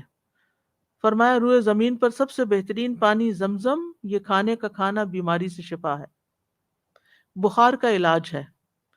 نبی صلی اللہ علیہ وسلم نے فرمایا بخار جہنم کی گرمی کے اثر سے ہوتا ہے، اس لیے اسے زمزم کے پانی سے ٹھنڈا کیا کرو، یعنی اگر گھر میں ہو تو پٹی گیلی کر کے ماتھے پہ رکھی جا سکتی ہے۔ زمزم کھڑے ہو کر پینا بھی درست ہے، کیونکہ رسول اللہ صلی اللہ علیہ وسلم کو ابن عباس نے زمزم پلایا اور آپ نے کھڑے ہو کر یہ پانی پیا۔ زمزم پینے سے پہلے دعا مانگنی چاہیے، جو بھی مانگے۔ حضرت ابن عباس نے شاید مانگی تھی اللہم انی اسألک علما نافعا وعملا متقبلا ورزقا طیبا۔ اس وقت دعا قبول ہوتی ہے۔ فرمایا زمزم کا پانی اس مقصد کے لیے جس کے لیے پیا جاتا ہے۔ زمزم سے وضو کیا جا سکتا ہے، یعنی اس کی حرمت پہ کوئی اثر نہیں پڑتا، نہا بھی سکتے ہیں۔ رسول اللہ صلی اللہ علیہ وسلم مناسک کے حج ادا کر کے لوٹے تو آپ نے ڈول میں زمزم منگوایا، اس میں سے پیا اور پھر وضو کیا۔ زمزم پلانا بھی چاہیے، یعنی یہ بھی ایک نیکی کا کام ہے کہ اوروں کو سقایت الحاج کا کام کرنا چاہیے۔ رسول اللہ صلی اللہ علیہ وسلم بنو عبد المطلب کے پاس آئے، وہ لوگ زمزم پر پانی پلا رہے تھے۔ آپ نے فرمایا اے بنی عبد المطلب پانی نکالو، اگر یہ اندیشہ نہ ہوتا کہ لوگ تمہارے اس پانی پلانے میں تم پہ غالب آ جائیں گے تو میں بھی تمہارے ساتھ پانی نکالتا، کیونکہ پھر تو سارے نبی صلی اللہ علیہ وسلم کی سنت کو فالو کر کے وہ کہتے کہ ہم نکالیں یہ پانی۔ تو انہوں نے آپ کو ایک ڈول دیا اور آپ نے اس سے پانی نوش فرمایا، لیکن خود نہیں نکالا تاکہ پھر یہ رسم نہ پڑ جائے۔ مسافروں اور نئے آنے والوں کو زمزم میں مقدم رکھنا چاہیے۔ نبی صلی اللہ علیہ وسلم نے فرمایا جو مسافر ہے وہ زمزم پینے والوں میں سب سے پہلے اس کو دو۔ زمزم ساتھ بھی لے کے آ سکتے ہیں۔ حضرت عائشہ کہتی ہیں کہ وہ اپنے ساتھ زمزم اٹھا کے لے جاتی تھیں اور فرماتی تھیں کہ رسول اللہ صلی اللہ علیہ وسلم بھی برتنوں اور مشکیزوں میں زمزم کا پانی لے جاتے تھے اور مریضوں پہ ڈالتے اور ان کو پلاتے تھے، یعنی مدینہ لے جاتے تھے۔ زمزم کا تحفہ منگوایا بھی جا سکتا ہے۔ ابو زبیر کہتے ہیں ہم جابر بن عبداللہ کے پاس باتیں کر رہے تھے تو عصر کی نماز کا وقت آیا، انہوں نے ہمیں ایک ہی کپڑے میں نماز پڑھائی جو انہوں نے گردن کے پیچھے باندھا ہوا تھا اور ان کی چادر پاس ہی پڑی تھی۔ پھر ان کے پاس زمزم کے پانی میں سے پانی لایا گیا، انہوں نے اسے 2 بار پیا۔ لوگوں نے پوچھا یہ کیا ہے؟ انہوں نے کہا یہ زمزم کا پانی ہے، اس کے بارے میں رسول اللہ صلی اللہ علیہ وسلم نے فرمایا کہ زمزم کا پانی جس مقصد کے لیے پیا جاتا ہے وہی مقصد پورا کرتا ہے۔ پھر آپ نے فتح مکہ سے قبل جب آپ مدینہ میں تھے سہیل بن عمر کی طرف پیغام بھیجا، اس وقت مسلمان نہیں ہوتے، ہمیں زمزم کے پانی کا تحفہ ضرور بھیجو، تو اس نے 2 مشقیں آپ کی طرف بھجوائیں۔ زمزم پینے کے بعد پھر حجر اسود کا استلام کرنا چاہیے۔ نبی صلی اللہ علیہ وسلم نے حجر اسود سے حجر اسود تک 3 چکروں میں رمل کیا، پھر 2 رکعتیں پڑھی، پھر حجر اسود پر آئے، پھر زمزم کے کنویں پہ گئے، پانی پیا، سر پہ ڈالا، واپس آ کر پھر حجر اسود کا استلام کیا۔ ٹھیک ہے، یعنی صفا مروہ کرنے سے پہلے۔ پھر ہے ملتزم، زمزم پینے کے بعد ممکن ہو تو ملتزم سے چمٹ کر دعا کرنی چاہیے۔ ملتزم کہاں ہے؟ کعبہ کے دروازے اور حجر اسود کے درمیان کا حصہ ہے بس ملتزم۔ لوگ سمجھتے ہیں جو کعبے کے نیچے والی جگہ وہ ملتزم ہے، یہ بیچ میں۔ ابن عباس فرماتے ہیں حجر اسود اور دروازے کے درمیان ملتزم ہے۔ اور اس کے بارے میں آتا ہے عمر بن شعیب اپنے والد سے روایت کرتے ہیں کہ میں نے عبداللہ بن عمر کے ساتھ طواف کیا، پھر جب ہم کعبہ کے پیچھے آئے تو میں نے ان سے کہا آپ تعوذ نہیں پڑھیں گے؟ انہوں نے کہا اعوذ باللہ من النار، میں آگ سے اللہ کی پناہ مانگتا ہوں۔ پھر وہ چلتے رہے یہاں تک کہ حجر اسود کا استلام کیا، پھر حجر اسود اور دروازے کے درمیان کھڑے ہو گئے اور انہوں نے اپنا سینہ رکھا، ساتھ چمٹ گئے۔ پھر کہا میں نے اللہ کے رسول صلی اللہ علیہ وسلم کو ایسا ہی کرتے دیکھا ہے، آپ دوران طواف اپنا سینہ، چہرہ اور دونوں بازو اور دونوں ہتھیلیاں رکن اور دروازے کے درمیان رکھتے تھے۔ سینہ، چہرہ، بازو، ہتھیلیاں رکن اور دروازے کے درمیان، اس طرح جیسے آپ دیکھتے ہیں تصویروں میں۔ مجاہد کہتے ہیں میں ابن عباس کے پاس آیا تو وہ حجر اسود اور دروازے کے درمیان تعوذ پڑھ رہے تھے، یعنی ملتزم میں کیا پڑھ رہے تھے؟ تعوذ پڑھ رہے تھے۔ آج کے لیے اتنا ہی کافی ہے، انشاءاللہ نیکسٹ ہم صفا مروہ کی صحیح کریں گے کہ جو اگلا رکن ہے حج عمرے کا، تو انشاءاللہ جی سوال۔ جی یہ جو رمل اور استباء یہ صرف طواف قدوم میں ہوگا، طواف طواف افاضہ، عمرہ میں، طواف عمرہ میں، اور طواف عمرہ میں یعنی جی طواف افاضہ اور وداع میں نہیں؟ باقی کسی طواف میں نہیں ہوگا، نفلی طوافوں میں نہیں ہے۔ سزا سارے پیغمبروں نے حج کیا تھا جیسے رسول کہتے اللہ تو یہی ہم۔ جی میں ریسنٹلی پڑھ رہی تھی کہ اب سعودی گورنمنٹ الاؤ نہیں کرے گی پانی باہر لے جانے کے لیے کسی کو بھی۔ I don't know if it's true اور ناٹ، مگر کافی اس میں آیا تھا کہ دے ول ناٹ لیٹ، کیوں؟ آئی ڈونٹ نو، نہیں کر رہے ویسے نہیں اب نہیں اس اجازت دفعہ دے تو رہے، عمرے کے بعد بھی بہت مشکل تھی پانی کا اب کہہ حصول۔ رہے ہیں بالکل باہر نہیں لانے دیں گے زمزم، ریزن نہیں لکھا ہوا تھا۔ نہیں لانے نہیں دے رہے، ہاں نہیں دیں گے، نہیں دیں گے۔ اللہ عالم، اللہ ہمیں محروم نہ کرے۔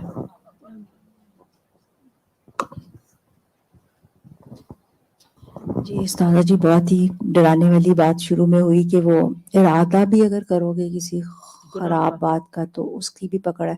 اب کہاں ہی کہ لڑائیاں کریں وہاں بیٹھ کے غیبت سبحان کریں، اور اللہ، استاذہ جی بہت سال پہلے کیا تھا حج، تو مجھے تو اتنا ڈر لگ رہا ہے کہ اب پھر اس کا کوئی کفارہ کوئی فدیہ نہیں ہے، توبہ بس استغفار استغفار ہی ہے، کیونکہ یاد بھی نہیں ہے کہ کس وقت دل میں کیا کوئی خیال بھی آیا ہو۔ یہ تو آج ہی زیادہ سویر حکم پڑا ہے کہ خیال آنے پہ بھی پکڑ ہے، اللہ معاف کرے۔ اوکے، سبحانک اللہم و بحمدک، اشہد ان لا الہ الا انت، استغفرک و اتوب الیک۔ السلام علیکم و رحمۃ اللہ وبرکاتہ۔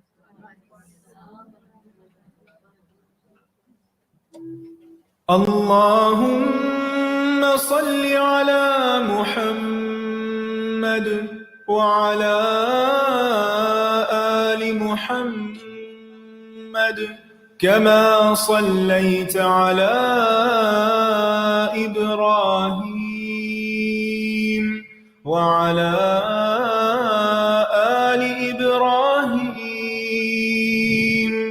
إنك حميد مجيد۔ اللهم بارك على محمد وعلى آل محمد كما باركت على إبراهيم وعلى آل إبراهيم إنك حميد مجيد۔